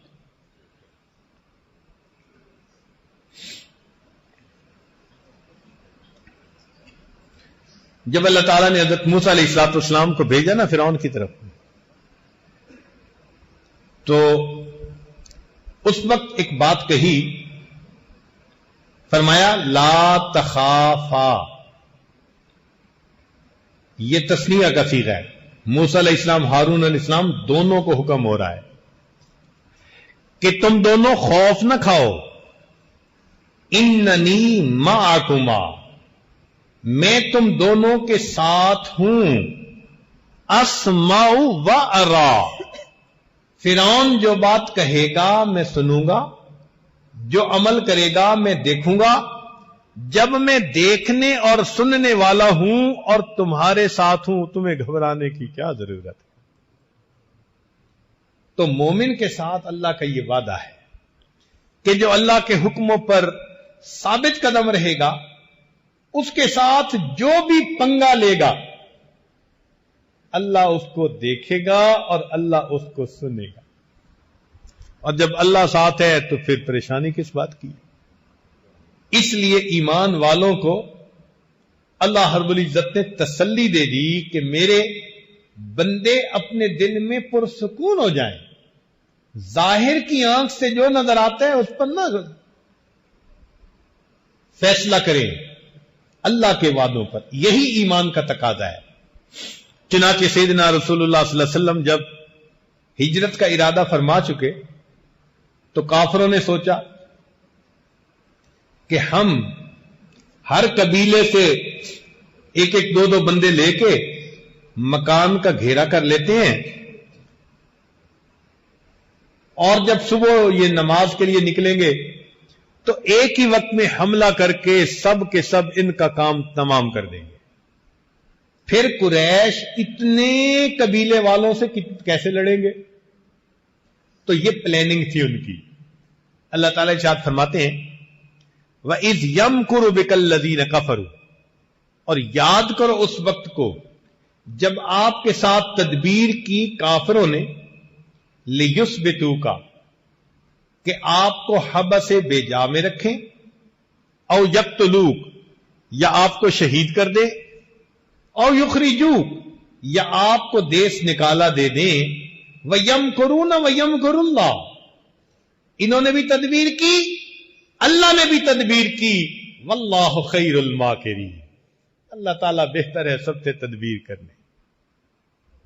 نبی علیہ الصلوۃ والسلام تشریف لے آتے ہیں، پتہ ہی نہیں چلتا ان کو. پھر آپ صلی اللہ علیہ وسلم غار ثور کے اندر تشریف لے گئے. جب انہیں صبح کے وقت پتہ چلا کہ نبی علیہ الصلوۃ والسلام تو چلے گئے، انہوں نے 200 اونٹ کا انعام متعین کیا کہ 200 اونٹ نبی علیہ السلام کو ڈھونڈنے پر اور 200 اونٹ صدیق اکبر عنہ کو ڈھونڈنے پر، الگ الگ انعام. 400 اونٹوں کا انعام اس زمانے میں بہت بڑا انعام تھا. چنانچہ یہ بات سن کر مکے میں کوئی ایسا قبیلہ نہیں تھا، کوئی خاندان نہیں تھا، کوئی گھر نہیں تھا جس کا کہ نوجوان تلاش کرنے کے لیے پیچھے نکلنا پڑا ہو. اور وہ جبل ثور پہ بھی پہنچ گئے، مگر اللہ رب العزت نے اپنے حبیب صلی اللہ علیہ وسلم کی حفاظت فرما دی. چنانچہ علماء نے لکھا ہے کہ نبی علیہ السلام کی حفاظت اللہ نے کیسے فرمائی. اخرج ابن سعد و ابن مردوے ان ابن مصعب قال ادرکت انس بن مالک وزید بن ارقم والمغیرۃ بن شعبہ فسمعتهم يتحدثون ان النبي صلی اللہ علیہ وسلم لیلۃ الغار، کہ جب نبی علیہ الصلوۃ والسلام غار میں تھے جس رات آپ وہاں پر روپوش ہوئے، امر اللہ شجرۃ فنبتت فی وجہ النبی فسترتہ، اللہ تعالیٰ نے ایک پودے کو حکم دیا، وہ پودا اگایا اور نبی علیہ الصلوۃ والسلام کے چہرے کو ڈھانپ لیا. یعنی سامنے غار کے دروازے پر ایک پودا اگایا اللہ کے حکم سے. وَأَمَرَ اللَّهُ الْعَنْكَبُوتَ فَنَسَجَتْ فِي وَجْهِ النَّبِيِّ صلی اللہ علیہ وسلم فَسَتَرَتْهُ، اللہ تعالیٰ نے مکڑی کو حکم دیا، اس نے غار کے دروازے کے اوپر جالا بن دیا اور نبی علیہ الصلوۃ والسلام کو چھپا لیا. وَأَمَرَ اللَّهُ حَمَامَتَيْن، اور اللہ رب العزت نے کبوتروں کو حکم دیا، وحشیتین، جنگلی کبوتر، فوقفنا بفم الغار، کہ وہ غار کے دروازے کے اوپر ہی ٹھہر جائیں. تو جو غار کے دروازے پر وہ پودا تھا نا، وہاں دو کبوتر وہ وہیں رک گئے. اب واقبل فتیان قریش من کل بطن رجل بعصیہم واسیافہم وحراویہم، ہر گھر سے نوجوان قریش کے نکل پڑے اپنے عصا لے کر، اپنی تلواریں لے کر اور اپنے ڈنڈے لے کر. حتی اذا کانوا من النبی صلی اللہ علیہ وسلم قدر 40 ذراعا، حتیٰ کہ 40 ہاتھ کا فاصلہ. فنزل بعضهم فنظر فی الغار، وہ تو سواریوں پر آ گئے تھے، ان میں سے ایک بندہ نیچے بھی اترا اور اس نے غار میں بھی دیکھا. فراجع الی اصحابہ، تو غار میں دیکھ کر اس نے جب دیکھا کہ یہاں تو مکڑی کا جالا ہے اور کبوتریاں بھی تھی، تو وہ واپس چلا گیا. فقالوا، جو اس کے ساتھی تھے انہوں نے پوچھا، مالک لم تنظر فی الغار، کیا مسئلہ، تو نے غار کے اندر کیوں نہیں جھانک کے دیکھا؟ فقال، وہ کہنے لگا، رأیت الحمامتین بفم الغار فعرفت ان لیس فی احد، میں نے دو کبوتریوں کو یہاں بیٹھے ہوئے دیکھا ہے، لگتا ہے کہ اس غار کے اندر کوئی نہیں، اگر کوئی ہوتا تو جنگلی کبوتر تو یہاں نہ بیٹھتے نا. فسمع النبی صلی اللہ علیہ وسلم ما قال، نبی علیہ السلام نے آواز سنی اس کافر کی جو باتیں کر رہا تھا. فعرف ان اللہ درا عنہ بہما، نبی علیہ السلام سمجھ گئے کہ اللہ تعالیٰ نے ان کو ادھر سے موڑ دیا. اللہ اکبر کبیرہ، اللہ رب العزت نے دکھا دیا کہ دیکھو یہ جو مکڑی کا جالا ہے نا، اس کو دنیا میں سب سے کمزور دیوار کہا جاتا ہے. ان اوہن البیوت لبیت العنکبوت، قرآن گواہی دے رہا ہے، بتلا دیا کہ لوگوں جب میں حفاظت کرنے پہ آتا ہوں تو سب سے کمزور دیوار اگر میں درمیان میں حائل کر دیتا ہوں، پوری دنیا کی طاقت مل کر اس دیوار کو نہیں توڑ سکتی، میں اس سے حفاظت کر کے دکھا دیتا. اللہ رب العزت کی مدد سبحان اللہ عجیب ہے. اس لیے ہم اللہ رب العزت کی احکام کے اوپر پابندی کے ساتھ عمل کرنے والے بن جائیں. جس حال میں بھی ہوں گے ہمارا پروردگار ہماری مدد فرمائے گا، اور وہ پروردگار ہمیں ہماری مصیبتوں میں سے نکالے گا.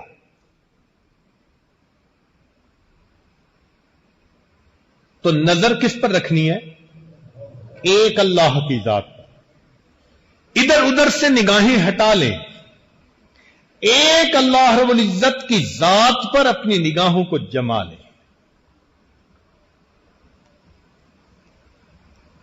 ان مشکلات میں وہی ہمارے کام آئے گا, اور ان مصیبتوں سے اور اس کرب اور غم سے وہی ہمیں نجات دلائے گا.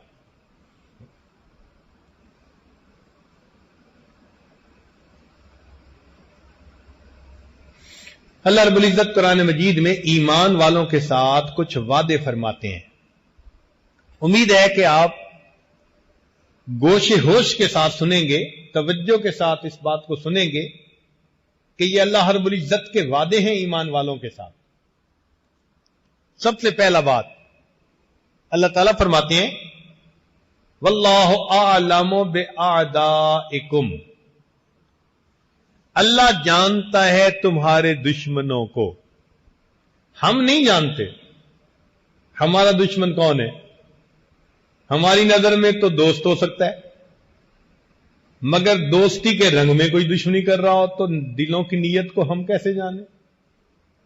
اور آج کل تو حال بھی یہی ہے کہ کفر دوست بن کے دشمنی کرتا ہے, زیادہ قریب ہو کے زیادہ گہرا زخم لگانے کی کوشش کرتا ہے. اوپر اوپر سے خیر خواہی کر رہا ہوتا ہے, اندر سے جڑیں کاٹ رہا ہوتا ہے. چنانچہ اللہ تعالیٰ فرماتے ہیں کہ تمہیں ایمان والوں پتہ نہیں ہے کہ تمہارا کون ہے, تمہارا دشمن کون ہے. واللہ اعلم باعدائکم, اللہ جانتا ہے تمہارے دشمنوں کو. ایک بات تو یہ بتا دی. اگلی بات یہ بتائی وَلَن يَجْعَلَ اللَّهُ لِلْكَافِرِينَ عَلَى الْمُؤْمِنِينَ سَبِيلًا,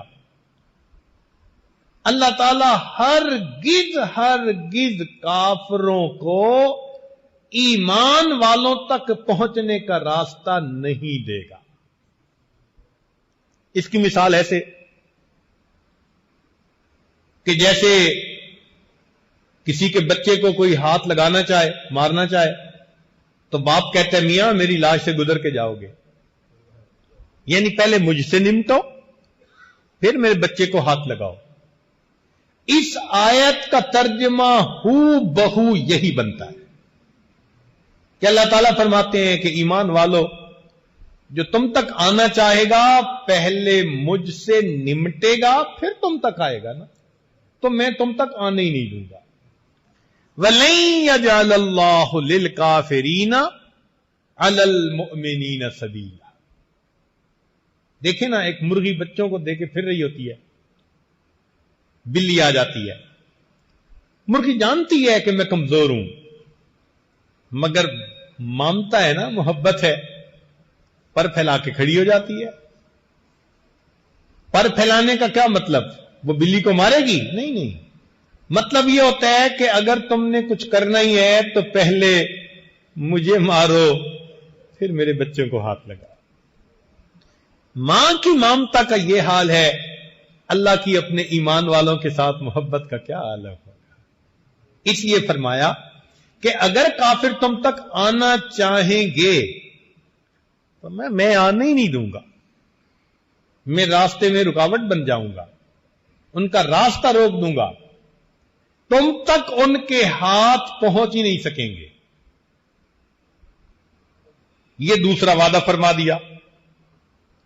پھر وضاحت سے بات کہہ دی اِنَّا لَنَنْصُرُ رُسُلَنَا, ہمارے ذمہ ہے مدد اپنے رسولوں کی, وَالَّذِينَ آمَنُوا, اور ایمان والوں کی, فِي الْحَيَاةِ الدُّنْيَا, اس دنیا کی زندگی میں, وَيَوْمَ يَقُومُ الْأَشْهَادُ, اور اس دن جب قیامت ہوگی گواہیاں دی جائیں گی. یہ جو اِنَّا کا لفظ ہے نا, یہ بڑا معنی خیز ہے. ترجمہ تو یہی ہے کہ ہمارے ذمہ ہے مدد اپنے رسولوں کی. سمجھنے کی خاطر ہم اگر اس کا ترجمہ اپنی زبان میں کریں نا تو وہ یوں بنتا ہے، ہم پر فرض ہے مدد اپنے رسولوں کی اور ایمان والوں کی. اللہ تعالیٰ پہ کوئی چیز فرض نہیں ہے، مگر ترجمہ جو الفاظ ہیں ان کا انداز یہی مفہوم دے رہا ہے کہ ہم پر لازم ہے مدد اپنے رسولوں کی اور ایمان والوں کی.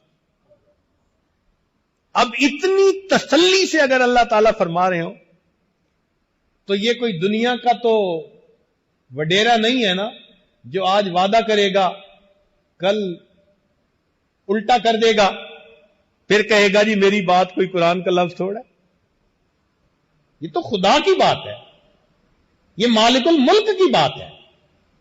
فرما رہے ہیں انا لننصر رسلنا، ہمارے ذمہ ہے مدد اپنے رسولوں کی، والذین آمنوا اور ایمان والوں کی، فی الحیات دنیا ویوم یقوم الاشہاد، دنیا کی زندگی میں اور اس دن جب گواہیاں قائم ہوں گی قیامت کے دن بھی. چنانچہ اللہ رب العزت ایمان والوں کی مدد فرماتے. جنگ یرموک میں ایک موقع ایسا آیا کہ ایمان والے بہت تھوڑے تھے تعداد میں اور نصارہ بہت زیادہ تھے. مورخین نے لکھا ہے کہ جیسے سفید گھوڑے کے جسم پہ چھوٹا سا کالا داغ ہوتا ہے، سفیدی کی طرح دشمن تھے اور چھوٹے کالے داغ کی طرح مسلمانوں کی تعداد تھی. یہ تھے کوئی چند ہزار، 5-7 ہزار، اور وہ تھے کئی لاکھ کی تعداد میں، اور مقابلہ تھا. اس موقع پر جو وہاں امیر لشکر تھے انہوں نے حضرت عمر عنہ کو خط لکھا کہ ہم بہت تھوڑے، کچھ کمک بھیج دیجیے. تو عمر رضی اللہ تعالیٰ عنہ نے اس کے جواب میں ایک خط لکھا اور نبی علیہ السلام کی صحبت کا حق ادا کر دیا. خط میں کیا لکھا؟ فرمایا قد جاءنی کتابکم، تمہارا مکتوب مجھے ملا ہے، تستمدوننی، جس میں تم نے مجھ سے مدد طلب کی ہے، وانی ادلکم علی من هو اعز نصرا واحسن جندا، اور میں تمہیں اس ذات کے بارے میں بتاتا ہوں، اس کا پتہ دیتا ہوں کہ جو سب سے زیادہ غالب آنے والی ذات ہے اور سب سے بہترین لشکر رکھنے والی ذات ہے. اللہ عز وجل، وہ اللہ رب العزت کی ذات ہے. فاستنصروہ، تم اللہ سے مدد مانگو. فإن محمدا صلی اللہ علیہ وسلم قد نصر فی یوم بدر فی اقل من عدتکم، اور نبی علیہ الصلوۃ والسلام میدان بدر میں تھوڑے تھے مگر اللہ نے ان کی مدد فرمائی، لہذا تم اسی اللہ پر نظر رکھو. فإذا جاءکم کتابی، جب یہ میرا مکتوب تم تک پہنچے، ھذا فقاتلوہم ولا تراجعونی، ٹوٹ کر ان پر حملہ کر دو اور پھر میری طرف مراجعت نہ کرو. حضرت عمر عنہ کا خط پہنچنا تھا، ایمان والوں نے اگلے دن قدم اٹھا گیا اور اللہ کی ایسی مدد آئی کہ اللہ نے جنگ یرموک میں کامیاب فرما دیا. اللہ کی مدد، آپ غور کیجئے کیسے عمر عنہ جانتے تھے کہ قلت اور کثرت کا مسئلہ نہیں ہے، معاملہ ہے اللہ کی مدد کا. جس پلڑے میں اللہ کی مدد کا وزن اتر آتا ہے وہ پلڑا ساری کائنات سے بھاری ہو جاتا ہے. انہوں نے سبق دکھا دی. آج ہمیں بھی یہی سبق سیکھنے کی ضرورت ہے کہ ہم ایسے نیک بنے کہ اللہ رب العزت کی مدد ہمارے ساتھ آ جائے. مدد آ گئی پھر خیر ہے، سینکڑوں سال کے مشاہدے غلط ثابت ہو جائیں گے. بڑی بڑی سپر پاور کو اللہ تعالیٰ آنکھوں کے سامنے صفر پاور بنا دیں گے. یہ ایمان بڑی مضبوط چیز ہے.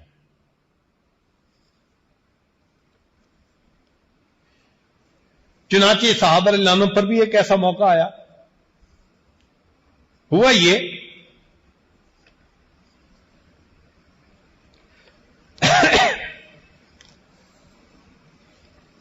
کہ قریش مکہ نے یہ سوچا کہ یہ چھوٹی سی جماعت ہے، ہم سب مل کے جاتے ہیں اور جا کے ان کا قصہ تمام کر دیتے ہیں۔ چنانچہ سارے قبائل کو لے کر آ گئے۔ اس کو جنگ احزاب کہتے ہیں، یعنی پوری دنیا کو لے کے آ گئے، یوں سمجھ لے۔ جب لوگوں نے یہ سنا نا کہ مسلمانوں کے خلاف اتنا بڑا لشکر آ گیا، سنیے ذرا، قرآن مجید میں اللہ تعالیٰ فرماتے ہیں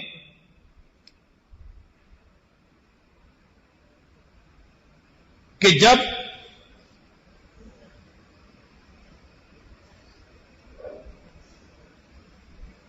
ہاں جی تو بات چل رہی تھی کہ اللہ تعالیٰ فرماتے ہیں کہ ہم ایمان والوں کی مدد فرماتے ہیں۔ تو اللہ رب العزت کی مدد جنگ بدر میں بھی ہوئی۔ وہ کیسے؟ فرماتے ہیں لقد نصرکم اللہ ببدر وانتم اذلہ، تحقیق اللہ نے بدر میں تمہاری مدد کی اور تم تو کمزور تھے۔ 2 تلواریں اور 70 گھوڑے، اور بعض کے ہاتھوں میں تو درخت کی ٹہنیاں تھی، اور یہ 1000 کے مقابلے میں 313 خالی ہاتھ آ کر کھڑے ہو گئے۔ صحابہ کی جب نظر پڑی نا تو ان کو لگتا تھا کہ ہمیں تو موت کے منہ میں دھکیلا جا رہا ہے۔ اللہ تعالیٰ قرآن مجید میں گواہی دیتے ہیں کما اخرجک ربک من بیتک بالحق وان فریقا من المؤمنین لکارہون یجادلونک فی الحق بعدما تبین کانما یساقون الی الموت وہم ینظرون۔ صحابہ کو یوں لگ رہا تھا کہ ہمیں موت کے منہ میں دھکیلا جا رہا ہے اور آنکھوں سے ہم دیکھ رہے ہیں، موت نظر آ رہی تھی۔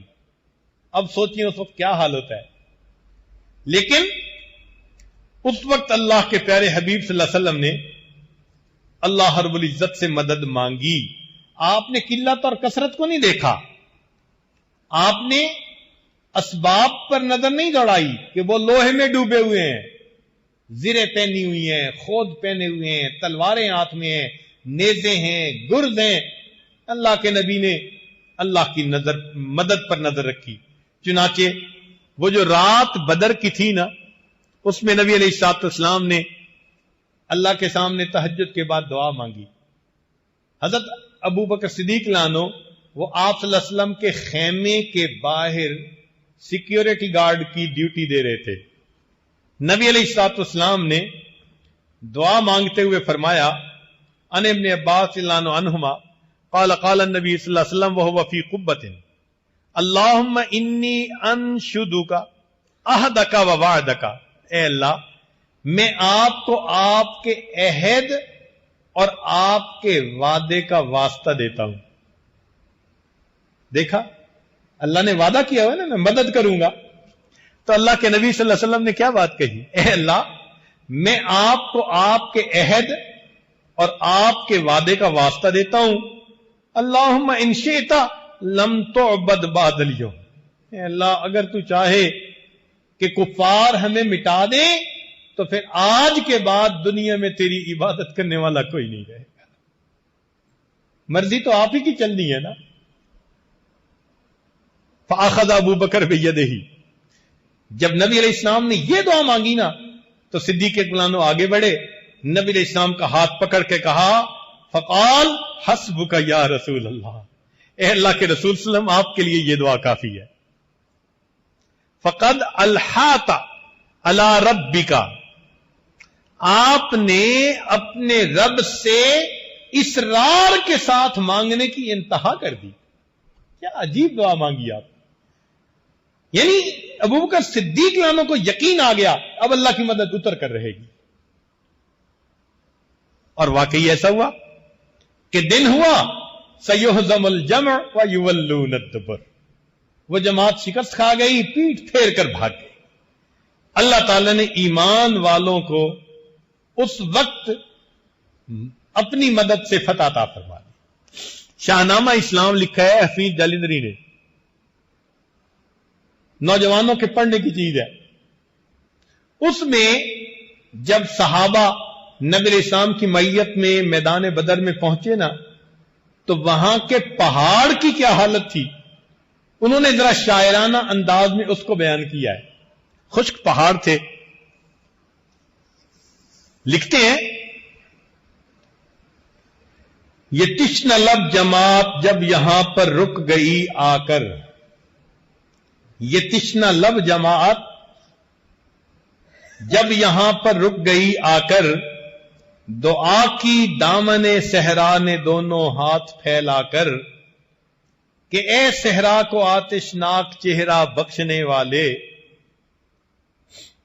رخ خورشید کو کرنوں کا صحرا بخشنے والے، ازل کے دن سے اب تک بھاڑ میں بھنتا رہا ہوں میں، صدائے رعد و باراں دور سے سنتا رہا ہوں میں، ہوا ہوں جب سے پیدا جان پانی کو ترستی ہے، میرے سینے کے اوپر آگ کی بدلی برستی ہے، میں سمجھا تھا مقدر ہو چکی ہے دھوپ کی سختی، میری قسمت میں لکھی جا چکی ہے سوختہ بستی، بنایا رفتہ رفتہ سخت میں نے بھی مزاج اپنا، لیا ہر آبلا پاسے زبردستی خراج اپنا، خبر کیا تھی الہی ایک دن ایسا بھی آئے گا کہ تیرا ساقی کوثر یہاں تشریف لائے گا۔ اگر یہ بات پہلے سے مجھے معلوم ہو جاتی، میرے دل کی کدورت خود بخود معدوم ہو جاتی، خبر کیا تھی یہاں تیرے نمازی آ کے ٹھہریں گے، شہید آرام فرمائیں گے غازی آ کے ٹھہریں گے، خبر کیا تھی ملے گی یہ سعادت میرے دامن کو، بنایا جائے گا فرش سعادت میرے دامن کو، خبر ہوتی تو میں شبنم کے قطرے جمع کر رکھتا، چھپا کر ایک گوشے میں مصفا حوض بھر رکھتا، وہ پانی ان مقدس مہمانوں کو پلا دیتا، میں اپنی تشنگی دیدار حضرت سے بجھا لیتا، میرے سر پر سے گزرا نوح کے طوفان کا پانی، تأسف ہے کہ مجھ سے ہو گئی اس وقت نادانی، اگر رکھتا میں اس پانی کی تھوڑی سی خبرداری، تو ہو جاتا میری آنکھوں سے چشموں کی طرح جاری، یہ 70 اونٹ 2 گھوڑے یہاں سیراب ہو جاتے، مجاہد بھی وضو کرتے نہاتے غسل فرماتے، تیرے محبوب کے پیارے قدم اس خاک پر آئے، الہی حکم دے سورج کو اب آتش نہ برسائے، اگر اب میرے دامن سے ہوائے گرم آئے گی، تو مجھ کو رحمت للعالمین سے شرم آئے گی، جلیل القدر مہمانوں کا صدقہ مہربانی کر، عطا بہرے وضو ان کے لیے تھوڑا سا پانی کر، برائے چند ساتھ ابر باراں بھیج دے یا رب، بہاراں بھیج دے یا رب، بہاراں بھیج دے یا رب، حضور ساقی کوثر میری کچھ لاج رہ جائے، میری عزت میری شرم عقیدت آج رہ جائے۔ پہاڑ بھی گویا یہ فریاد کر رہا ہے کہ مجھے نبی علیہ الصلوۃ والسلام کے سامنے شرمندگی نہ اٹھانی پڑ جائے کہ میرے پاس تو خشکی کے سوا کچھ نہیں، اور اللہ رب العزت نے اگلے دن بارش عطا فرما دی۔ تو دیکھیے بدر کے پہاڑوں کا کیا حال ہے۔ پھر اللہ رب العزت نے وہاں پر فرشتوں کو اتارا۔ اگر اللہ رب العزت وہاں پہنچائے، دیکھنے والا دیکھے تو عجیب منظر بنتا ہے۔ ایک پہاڑ جس کے اوپر فرشتے نازل ہوئے، ایک پہاڑ جس کی طرف اللہ کے پیارے حبیب صلی اللہ علیہ وسلم تھے، اور دوسرا کھلی جگہ جس کی طرف قریش مکہ تھے، ان کو بڑا ناز تھا اپنی طاقت کا، اور بالآخر اللہ رب العزت نے ایسی مدد فرمائی کہ ان کو اللہ رب العزت نے ایمان والوں کو کامیابی عطا فرما دی۔ اور یہ کامیابی فقط اللہ رب العزت کی مدد سے ممکن ہوئی. تو آج ہم اگر اللہ رب العزت کے وعدوں پر بھروسہ کریں گے، اللہ رب العزت ہماری مدد پر بھی اسی طرح قادر ہے جس طرح اس نے اپنے انبیاء کی اور ایمان والے صحابہ کی مدد فرمائی.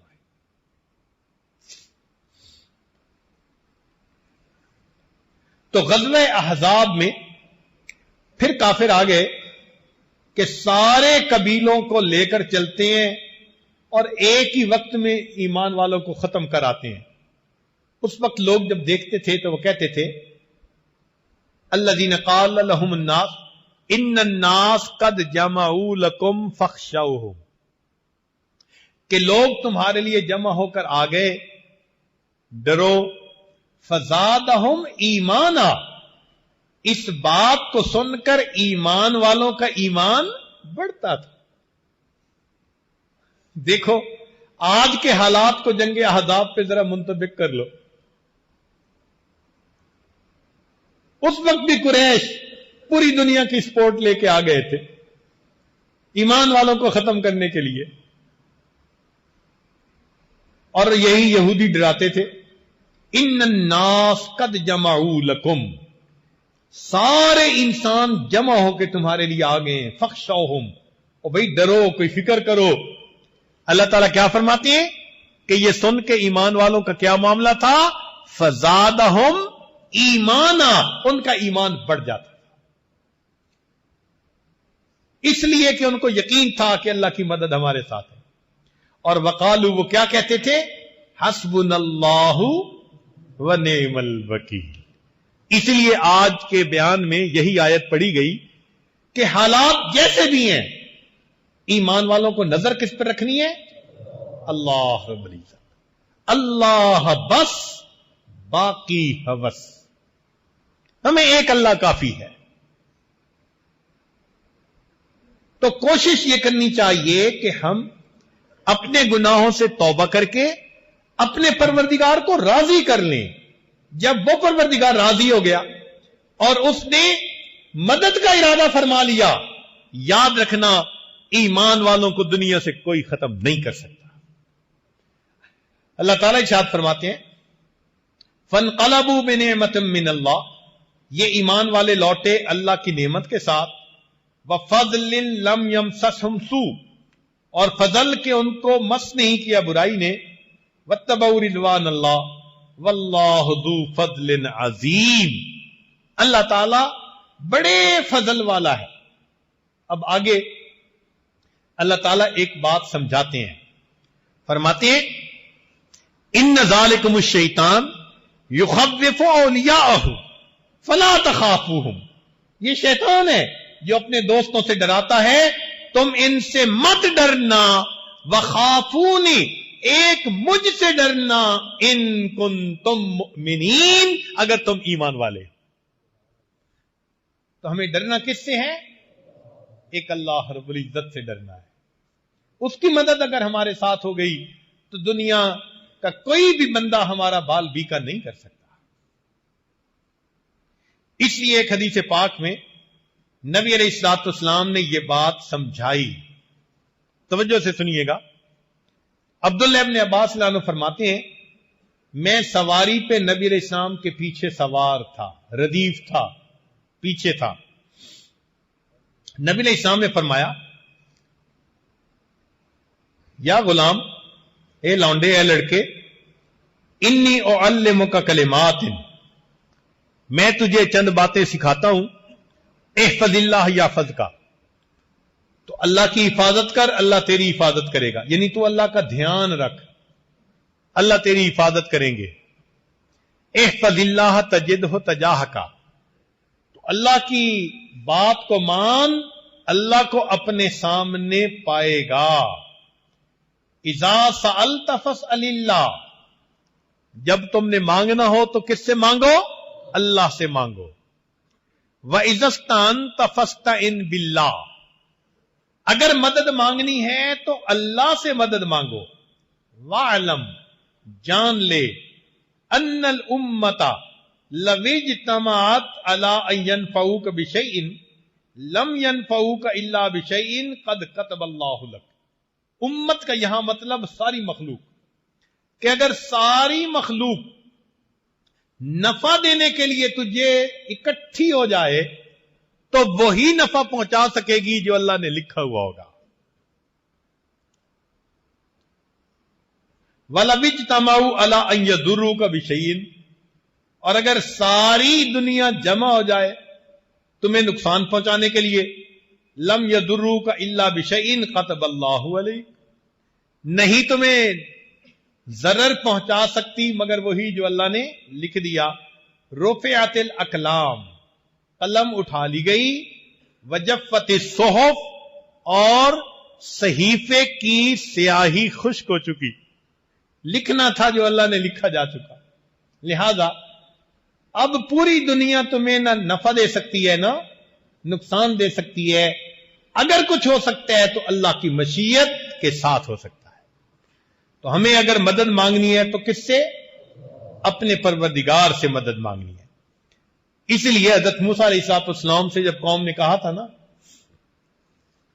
کہ ہمیں تو آپ کے آنے سے پہلے بھی مصیبت تھی اور آپ کے آنے کے بعد بھی، اوذینا من قبل ان تأتینا ومن بعد ما جئتنا، تو حضرت موسیٰ علیہ السلام نے اس کے جواب میں کیا کہا تھا؟ قال موسیٰ لقومہ، موسیٰ علیہ السلام نے اس قوم کو یہ فرمایا، استعینوا باللہ واصبروا، اللہ سے مدد مانگو اور صبر اختیار کرو. دو باتیں کہی جا رہی ہیں، مدد کس سے مانگو اور دوسری بات کیا کرو؟ سبحان اللہ. استعینوا باللہ واصبروا، چنانچہ جب قوم نے صبر کیا، اللہ سے مدد مانگی، اللہ نے مدد کر دی. ہمیں بھی یہی حکم دیا گیا. قرآن عظیم الشان اللہ تعالیٰ ارشاد فرماتے ہیں، وَاسْتَعِینُوا بِالصَّبْرِ وَالصَّلَاةِ، مدد مانگو صبر کے ساتھ اور نماز کے ساتھ. سبحان اللہ. ہمیں بتایا جا رہا ہے کہ اللہ کی مدد مانگنے کا طریقہ کیا ہے. صبر کرو، اپنے اندر صبر و ضبط پیدا کرو، پہلی بات. اور دوسری بات کہ نماز کے ذریعے مدد مانگو. سبحان اللہ.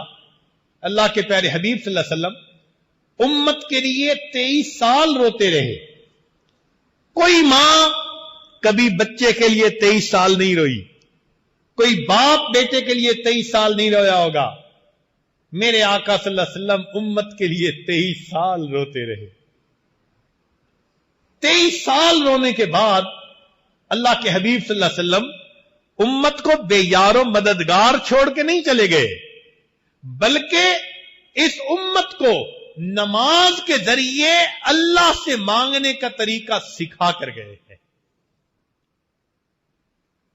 کہ اگر میرے جانے کے بعد تم پر کوئی وقت آ جائے گا تو تم اس وقت نماز کے ذریعے اپنے رب سے مانگنا. جب کسی دفتر سے کام کروانا ہوتا ہے نا تو اپلیکیشن بھرنی پڑتی ہے. حج پہ جانے اپلیکیشن بھرو، ویزا لینے اپلیکیشن بھرو، اللہ سے مدد مانگنی ہے اپلیکیشن بھرو. اس اپلیکیشن کا نام نماز ہے. لہذا ہمارے اسلاف کا یہ طریقہ تھا، جب کسی پر کوئی مصیبت آتی تھی وضو کر کے 2 رکعت نفل پڑھا کرتے تھے، اللہ سے دعا مانگتے تھے. یہ 2 رکعت نفل پڑھ کے اللہ سے دعا مانگنا یہ طریقہ ہے. کاش کہ ان حالات میں ہم اس کو اپنی زندگی کا ایک حصہ بنا لیں. کوئی رات ہماری تہجد کے چند رکعت کے بغیر نہ گزرے. ہم اللہ سے اٹھ کر مانگیں، اپنی مدد عطا کر دیجئے. چنانچہ نماز کے ذریعے اللہ کی مدد اترتی ہے. سنیے، فتاوی تاتار خانیہ میں لکھا ہے کہ جو شخص فجر کی سنتیں گھر پڑھ کر مسجد میں جاتا ہے، ایک تو فجر کی سنتیں خود سنتیں ہیں، ایک ان کو گھر میں پڑھ کے مسجد میں جانا یہ الگ سنت ہے. تو جو بندہ اس سنت پر عمل کرتا ہے اللہ 3 انعام عطا فرماتا ہے. ایک اس کے گھر میں جھگڑے ختم ہو جاتے ہیں. اس کے گھر میں جھگڑے. آج دیکھو تو میرے خیال ہے 90% سے زیادہ لوگ کہیں گے گھر کی مصیبتیں ہیں. اولاد کی نافرمانی، بیوی کی پریشانی، گھر کے تقاضے پورے نہیں ہوتے، میاں بیوی کے درمیان نہیں بنتی. تو فرمایا جو فجر کی سنتیں گھر میں پڑھ کر مسجد میں جائے گا اللہ تعالیٰ 3 انعام دیتے ہیں. پہلا انعام کہ اس بندے کے گھر کے جھگڑے اللہ ختم فرما دیتے ہیں. دوسرا، اس بندے کے رزق میں اللہ کشادگی عطا فرما دیتے ہیں، یعنی جاب کے اور بزنس کے بھی مسئلے ختم، کارخانوں کے مسئلے ختم، مارکیٹ کے مسئلے ختم، رزق کی کشادگی، قرضوں کے مسئلے ختم. جو گھر میں سنت پڑھ کر جاتا ہے 3 انعام. گھر کے جھگڑے اللہ ختم فرما دیتے ہیں. نمبر 2، اللہ تعالی رزق میں کشادگی عطا فرماتے ہیں. اور تیسرا انعام، اللہ موت کے وقت ایمان کی حفاظت کے ساتھ دنیا سے جانے کی توفیق عطا. اب دیکھیے اللہ کے حبیب صلی اللہ علیہ وسلم نے کیا کیا پیاری باتیں بتائی ہیں ہمیں. عمل کرنا تو ہمارے ذمہ ہے. ہم اگر عمل کریں تو یہ نعمتیں ہمیں مل سکتی ہیں. چنانچہ مسلم شریف کی روایت ہے، توجہ فرمائیے. ان ابی درداء رضی اللہ تعالیٰ عنہ، ابو درداء رضی اللہ عنہ روایت کرتے ہیں، یہ حدیث قدسی ہے. حدیث قدسی کا معنی اللہ تعالیٰ فرماتے ہیں، یا ابن آدم، اے آدم کے بیٹے، آدم کی اولاد، لا تعجز عن 4 رکعات من اول النہار اکفیک آخرہ. تو دن کے شروع میں یعنی فجر کی 4 رکعت پڑھ لیا کر، اس کی برکت ہوگی، میں سارا دن تیرے کاموں میں تیری مدد کروں گا. فجر کی نماز کتنے لوگ پڑھتے ہیں؟ آج جمعہ میں جتنے مسلمان مسجد میں آتے ہیں نا، اتنے مسلمان اگر فجر کی نماز میں مسجد میں آنے لگ جائیں، یہ عاجز گمان کرتا ہے اللہ کی مدد اتر آئی.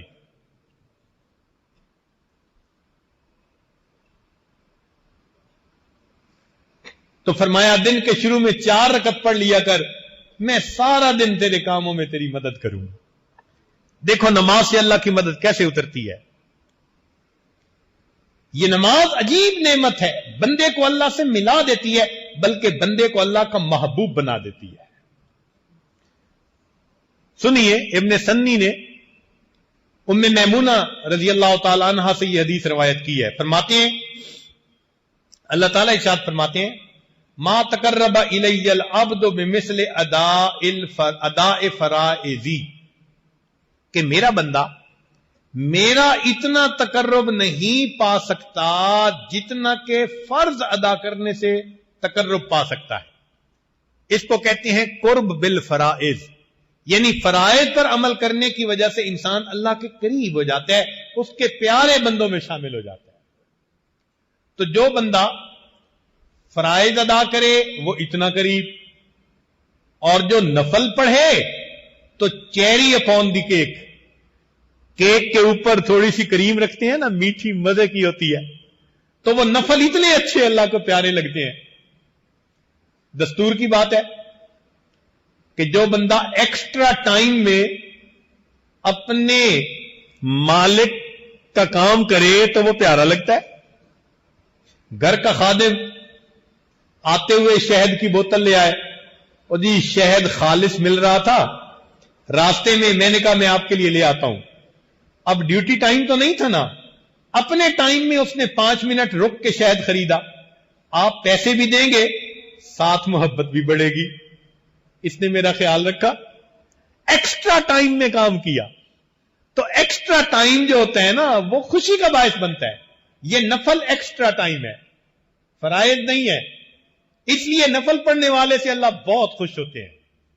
چنانچہ فرماتے ہیں، وَإِنَّهُ لَيَتَقَرَّبُ إِلَيَّ بِالنَّوَافِلِ حَتَّى أُحِبُّهُ، کہ میرا بندہ نوافل کے ذریعے اتنا میرے قریب ہو جاتا ہے کہ میں اس بندے سے محبت کرنے لگ جاتا ہوں. ہمارے دل میں بھی تمنا ہونی چاہیے ہم اللہ کے محبوب بن جائیں, اللہ کے پیارے بندے بن جائیں. اور یہ دیکھو کہ یہ محبوب کیسا بنتا ہے. فرمایا فَإِذَا أَحْبَبْتُهُ, جب میں اس سے محبت کرتا ہوں, اللہ فرماتے ہیں كُنْتُ رِجْلَهُ الَّتِي يَمْشِي بِهَا, میں اس کے پاؤں یعنی اس کی ٹانگیں بن جاتا ہوں جس سے وہ چلتا ہے. وَيَدَهُ الَّتِي يَبْطِشُ بِهَا, ہاتھ بن جاتا ہوں جس سے وہ پکڑتا ہے. وَلِسَانَهُ الَّذِي يَنطِقُ بِهِ, زبان بن جاتا ہوں جس سے وہ بولتا ہے. وَقَلْبَهُ الَّذِي يَعْقِلُ بِهِ, دل بن جاتا ہوں جس سے کہ وہ سوچتا ہے. اللہ اکبر کبیرہ. اسی طرح کی حدیث بخاری شریف میں بھی ہے, الفاظ کے کچھ فرق کے ساتھ, مفہوم یہی ہے. یعنی اللہ تعالیٰ فرماتے ہیں کہ میں اس بندے کی آنکھیں بن جاتا ہوں, زبان بن جاتا ہوں, ہاتھ بن جاتا ہوں, پاؤں بن جاتا ہوں. یا اللہ, آپ فرما رہے ہیں مالک الملک, احکم الحاکمین, رب العالمین, اپنے بندے کے بارے میں کہ میں اس کے یہ اعضاء بن جاتا ہوں. اللہ اکبر. اور یہ نہیں کہ یہ صرف بات ہی بات ہے, یہ سچ ہے. چنانچہ اللہ تعالیٰ نے اس کو سچ کر دکھایا. جب نبی علیہ السلام نے ریت پھینکی, اللہ تعالیٰ فرماتے ہیں وَمَا رَمَيْتَ إِذْ رَمَيْتَ وَلَٰكِنَّ اللَّهَ رَمَىٰ, آپ نے نہیں پھینکا جب آپ پھینک رہے تھے, وہ تو اللہ پھینک رہا تھا. یا اللہ, آپ اتنے بڑے ہیں, بندے کے ساتھ اتنا احسان فرماتے ہیں کہ اگر وہ آپ کے حکم کی پیروی کر لیتا ہے, استقامت کے ساتھ جمع رہتا ہے, اتنی شان سے نواز رہے ہیں. فرماتے ہیں جب آپ پھینک رہے تھے, آپ نہیں پھینک رہے تھے, اللہ پھینک رہا تھا. اللہ اکبر کبیرہ. اسی پر تو کہنے والے شاعر نے کہا کہ گفتہ اے اللہ بود گرچہ اد حلقوں میں عبداللہ بود, کہ وہ بندے کے گلے سے بات نکل رہی تھی مگر حقیقت میں ان کا بولنا اللہ کا بولنا. یہی حدیث پاک تو میں سمجھا رہی ہے کہ مومن کو اللہ تعالیٰ پھر کیا مقام عطا فرما دیتے ہیں. آگے فرما رہے ہیں یہی حدیث مبارکہ, ان سالنی آتیتہ, اگر تم مجھ سے سوال کرے گا, وہ بندہ سوال کرتا ہے تو میں اس بندے کے سوال کو پورا کر دیتا ہوں. وَإِن دَعَانِي أَجَبْتُهُ, اور اگر دعا کرتا ہے میں اس کی دعا کو قبول کر لیتا ہوں. تو ایگریمنٹ تو سامنے ہے, اللہ تعالیٰ مدد کے لیے بھی تیار, دعا قبول کرنے کے لیے بھی تیار, جو مانگے دینے کے لیے بھی تیار. اب کام تو ہمارا معاملہ ہے نا جو پیچھے رہ گیا. ایک ملک میں جا رہے تھے یاجز, تو ایک دیوار پر عجیب فقرہ لکھا ہوا تھا کہ کھڑا ہو کے میں کافی دیر اس کو پڑھتا رہا. انگریزی میں لکھا ہوا تھا مگر لکھنے والے نے عجیب بات لکھ ڈالی تھی. لکھا ہوا تھا کہ if you feel God is away, اگر تم محسوس کرتے ہو کہ اللہ دور ہے, guess who moved, یہ اندازہ لگاؤ کہ پیچھے کون ہٹا. اگر تم محسوس کرتے ہو کہ خدا دور ہے تو اب یہ سوچو کہ پیچھے کون ہٹا. تو اللہ تعالیٰ تو نہیں نہ ہٹ سکتے اپنی بات سے پیچھے, تو پیچھے پھر ہٹتا کون ہے؟ بندہ خود ہٹتا ہے. تو ایگریمنٹ سامنے ہے. اگر ہم اللہ کے بندے بن جائیں, سر کے بالوں سے لے کے پاؤں کے ناخنوں تک اللہ رب العزت کے حکموں پر عمل کرنے والے بن جائیں. اللہ فرماتے ہیں میں زبان بن جاؤں گا، میں آنکھیں بن جاؤں گا، میں پاؤں اور ہاتھ بن جاؤں گا، جو مانگو گے میں دوں گا، جو دعا کرو گے میں قبول کروں گا. سبحان اللہ. یہ سب سے آسان طریقہ ہے اس دنیا میں کامیابی اور غلبہ حاصل کرنے کا. اس سے زیادہ آسان طریقہ دنیا میں کوئی نہیں ہو سکتا. اور اگر انسان اللہ کے در سے راستہ بھول جائے اور رخ پھیر لے تو ایک حدیث پاک میں اللہ فرماتے ہیں ابن آدم تفرغ لعبادتی املا صدرک غنن، تو میری عبادت کے لیے اپنے آپ کو فارغ کر لے، میں تیرے سینے کو غنا سے بھر دوں گا. واسد فقرک، تیرے فقر کو روک دوں گا. وَإِلَّا تَفَلْ، اگر ایسا نہیں کرے گا مَلَأْتُ صَدْرَكَ شُغْلًا، میں تیرے سینے کو شغل سے، کاموں سے بھر دوں گا. ایک ختم نہیں ہوگا، دوسرا، تیسرا، چوتھا. جیسے کہ آج کل ہم پریشانیوں میں گھرے ہوئے. وَلَمْ أَسُدَّ فَقْرَكَ، اور میں تیرے فقر کو پھر روکوں گا نہیں. اتنا کمائیں گے، جتنے گھر کے لوگ ہیں سارے کے سارے نوکریاں کرتے ہیں، خرچے پھر پورے نہیں ہوتے. جس کو دیکھو اسی کو گلا، خرچے پورے نہیں ہوتے. تو یہ خرچے تو پھر اللہ ہی پورا فرمائے. تو ہمارے پاس ایک ہی راستہ ہے کامیابی کا کہ ہم اپنی نگاہیں مخلوق سے ہٹائیں اور کس ذات پر جمائیں؟ اللہ پر. اور یوں کہیں حسبنا اللہ، ہمیں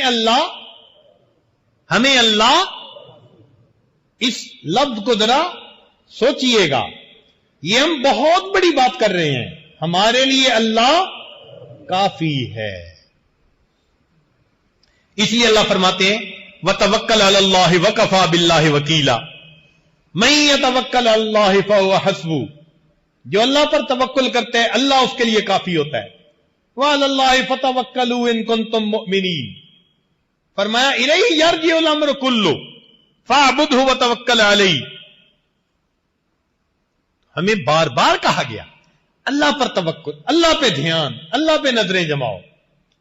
لہذا جو اللہ کا دوست بنتا ہے پھر اللہ رب العزت اس کا معاملہ خود سمیٹتا ہے. حدیث مبارکہ سن لیجئے. فرمایا من عاد لی ولیا فقد آذنتہ بالحرب، جس نے میرے ولی سے دشمنی کی میرا اس کے ساتھ اعلان جنگ ہے. سنیے اللہ کا دوست بننے کا فائدہ. من عاد لی ولیا، جس نے میرے ولی سے دشمنی کی، فقد آذنتہ بالحرب، اللہ تعالیٰ فرماتے ہیں میرا اس کے ساتھ اعلان جنگ ہے. اللہ اکبر کبیرہ. اور واقعی اللہ رب العزت نے اپنا وعدہ سچ کر دکھایا.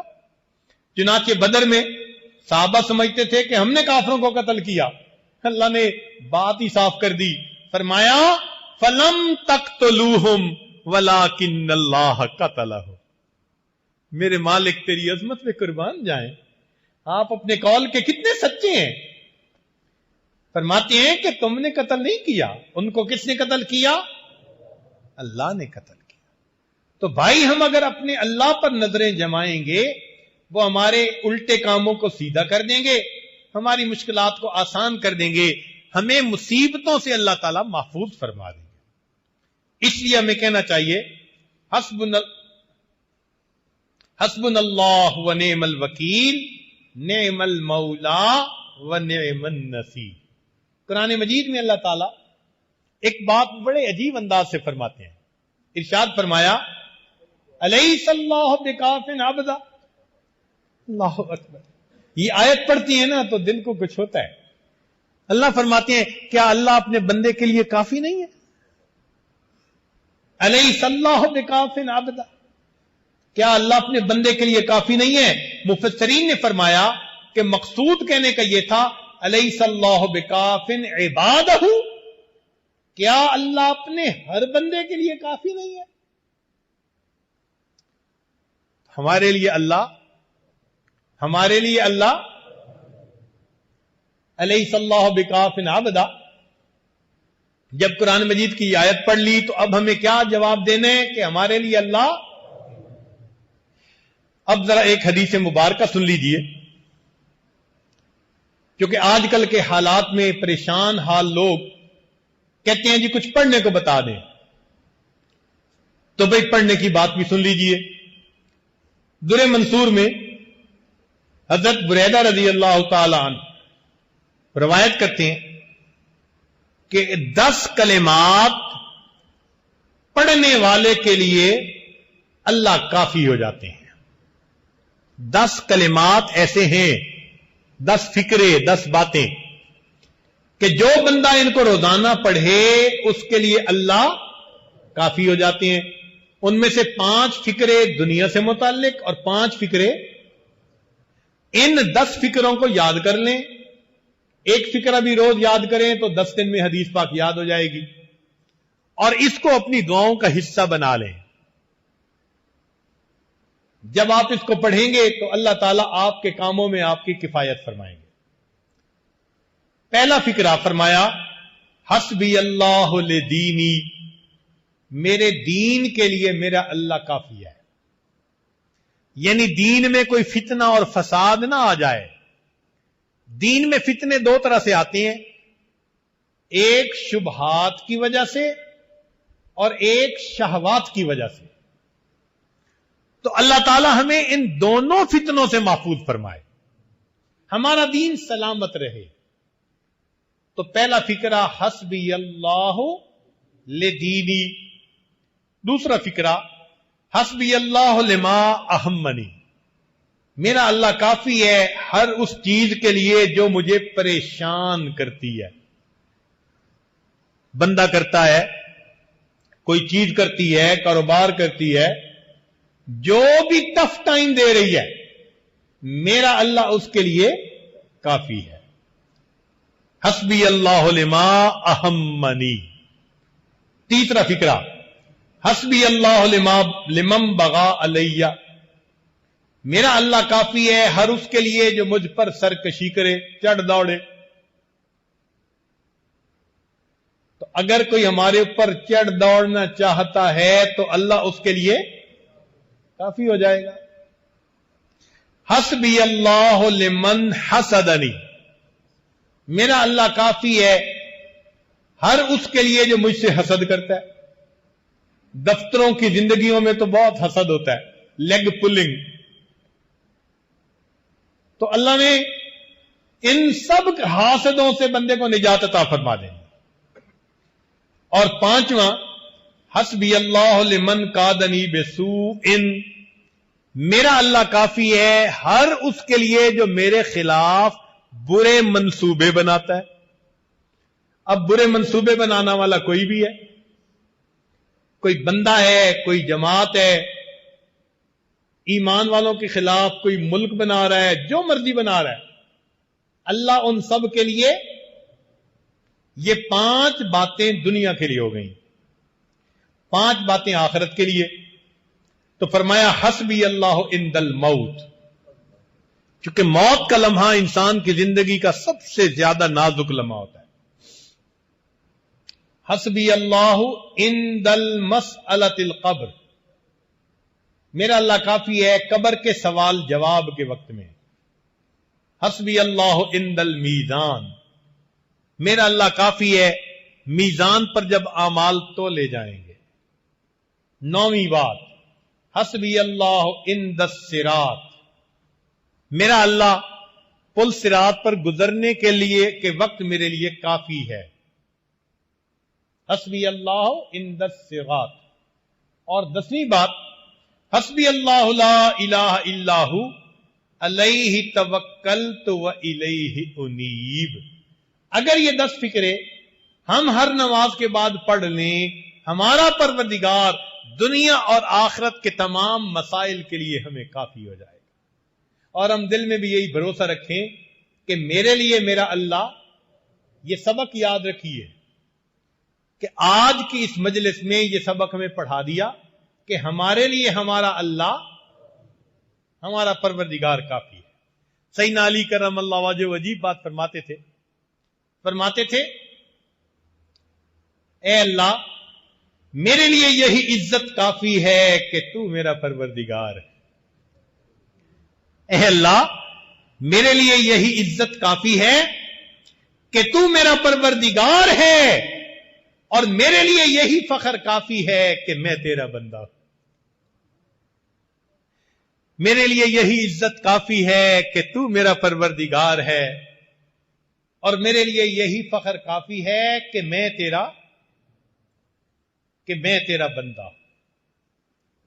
اللہ اکبر کبیرہ. تو ہمیں ہر طرف سے نگاہیں ہٹا کر اپنے رب کے اوپر نگاہیں جما لینی چاہیے. پھر دیکھیں اللہ رب العزت اپنے وعدوں کو کیسے پورا فرماتا ہے. کہنے والے نے کہا لا الہ الا اللہ لا الہ الا اللہ. جھوٹی دنیا سے منہ موڑ رب سے اپنا رشتہ جوڑ. جھوٹی دنیا سے منہ موڑ رب سے اپنا رشتہ جوڑ.